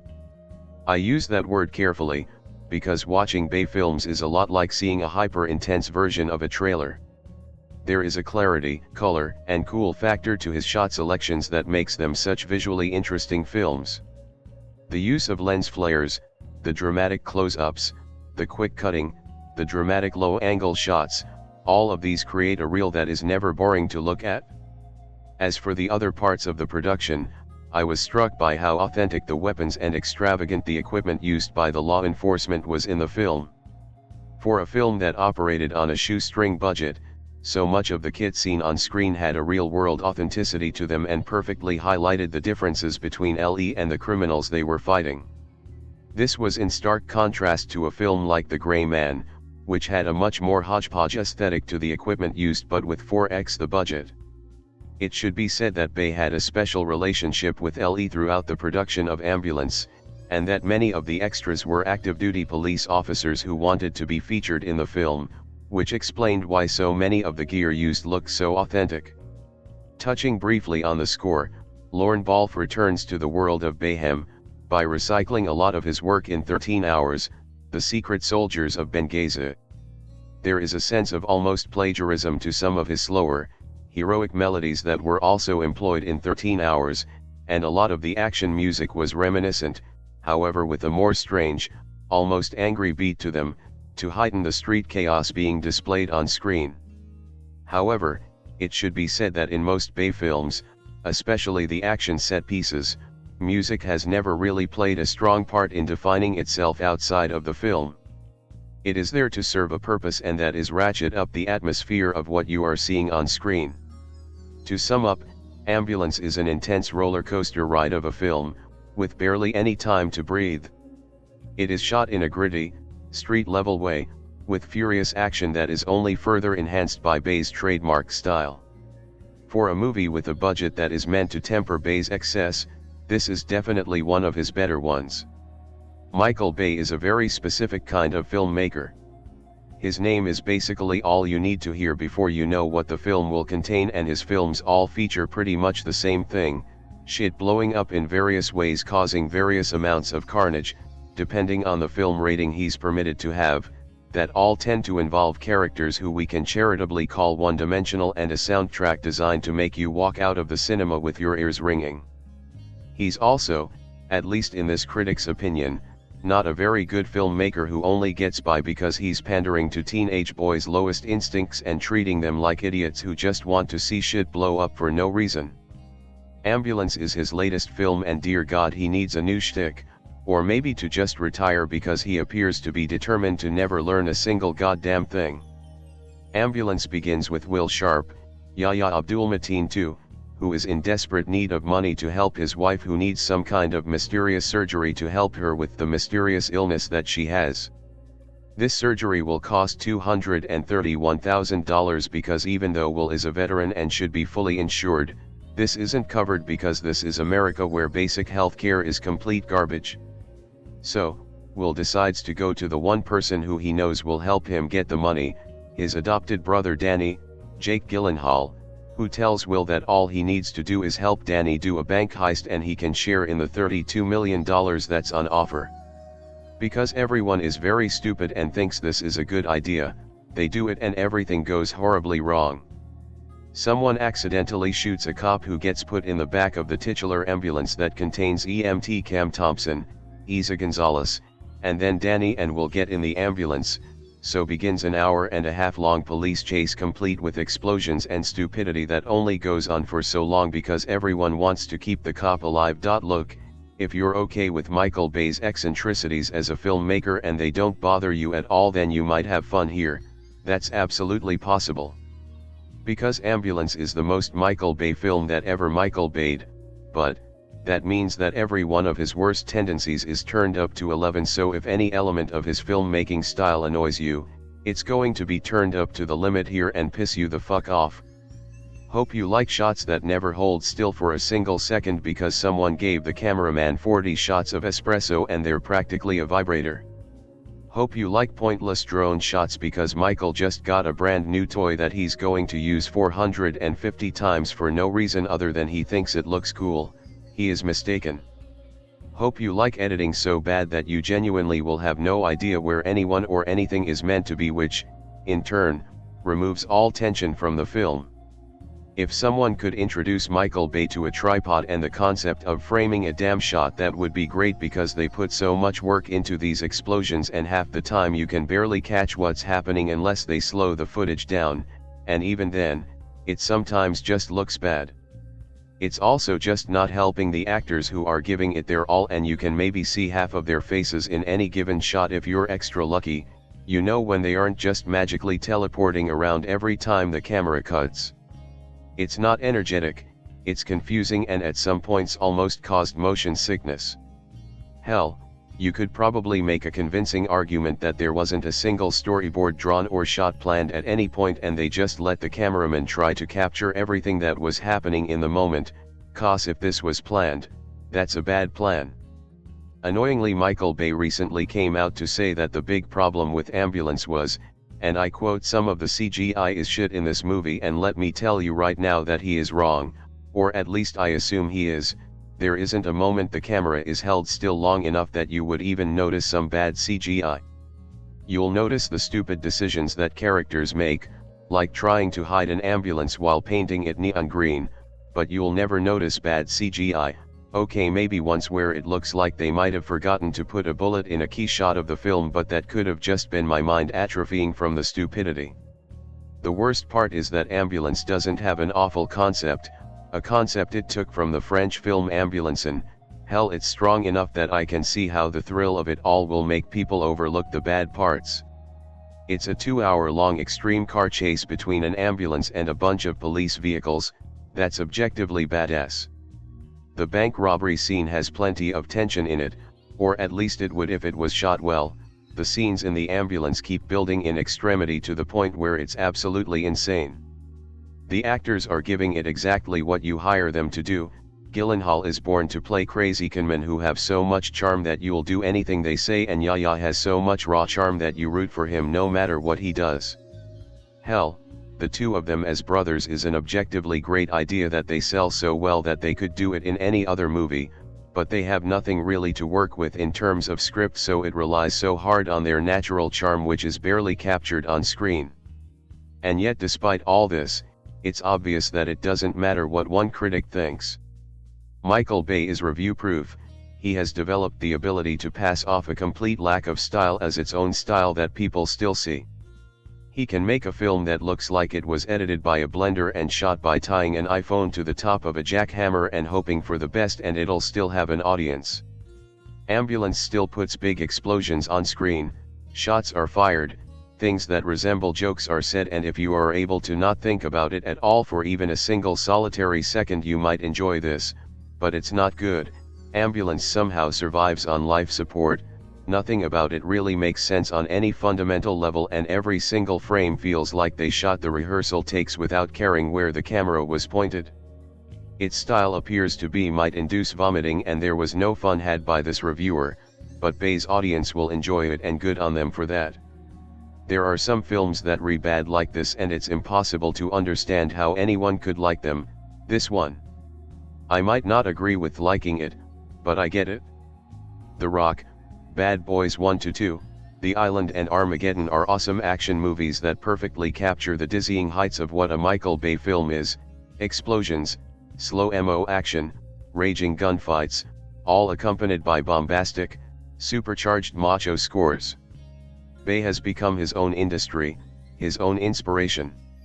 No one else is like him when it comes to adrenaline-soaked action movies. Does Ambulance comfortably fit into his bold oeuvre? Kind of. Jake Gyllenhaal is the stronger two of the leads as Danny Sharp, the desperate criminal out to make a massive score, no matter the cost. Gyllenhaal is a fine actor, and knowing what kind of film he's in, plays Danny like the deranged love child of Al Pacino and James Woods. Jake doesn't just chew scenery in this flick. He spits it out and stomps on it after he's done. Mateen too is far more subdued in his role as the conflicted brother who is torn between providing for his family and doing the right thing. The dynamic between the pair is dynamite, and one of the flick's better elements, but Mateen too is given little to work with outside of his innocent trapped in a bad situation role. Eiza González is equally adrift as the medic the brothers kidnap. There's an attempt to flesh out her character with some side story about her being an emotionless hard ass, but it kind of feels tacked on and pointless. What elevates Ambulance is Bay's go-for-broke direction and technical wizardry. The cinematography is stunning, and thanks to the use of drones, action footage that has never been captured before is seen, like when a cop car explodes and the camera glides underneath it, through the flames, as it lifts off the ground. Bay has not lost his touch when it comes to capturing action. However, the on-screen violence in the film, aside from the gruesome surgical scene, is all rather toothless and restrained. Unfortunately, there are so many uninteresting side characters and odd bit and ends to these background roles that the intention, and purity, of Bay's simplistic action thriller gets lost in the chaos. When we should be exhilarated, we are exhausted. By the time the flick reaches its foregone conclusion, we feel like we've been put through the ringer. Although Gyllenhaal is in top form, and Bay is the king of mayhem, Ambulance wears out its welcome by the end. There are great parts, but as a whole, it doesn't work. Michael Bay has been the target of much scornful film criticism over the last few years because his movies have, frankly, sucked. Though he is a master technician, capable of creating stunning action sequences, massive bits of chaos on screen, and overwhelming visual effects, character development has never graced his films. There are always some small surprises in his early films, the grisly reminder of what the nurses and hospitals endured on Pearl Harbor on December 7, 1941, in his film Pearl Harbor, 2001, was a shocking wake-up call, the startling bits of humanity on Armageddon, 1998, that elevated the film far above anything it had a right to be, but the last 10 years his career has nosedived into 5 Transformers films, God Help Us All, and The Island, 2005, a dumbass thriller that lacked a single thrilling moment. When his name is mentioned, it is never with Oscar potential or even good reviews.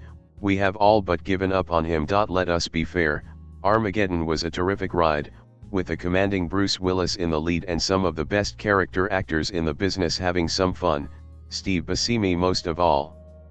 Billy Bob Thornton was noble and unshakable on Earth as the NASA chief, hoping his motley group of drillers do their job in destroying a meteor speeding to Earth which will obliterate planet Earth and every living thing on it.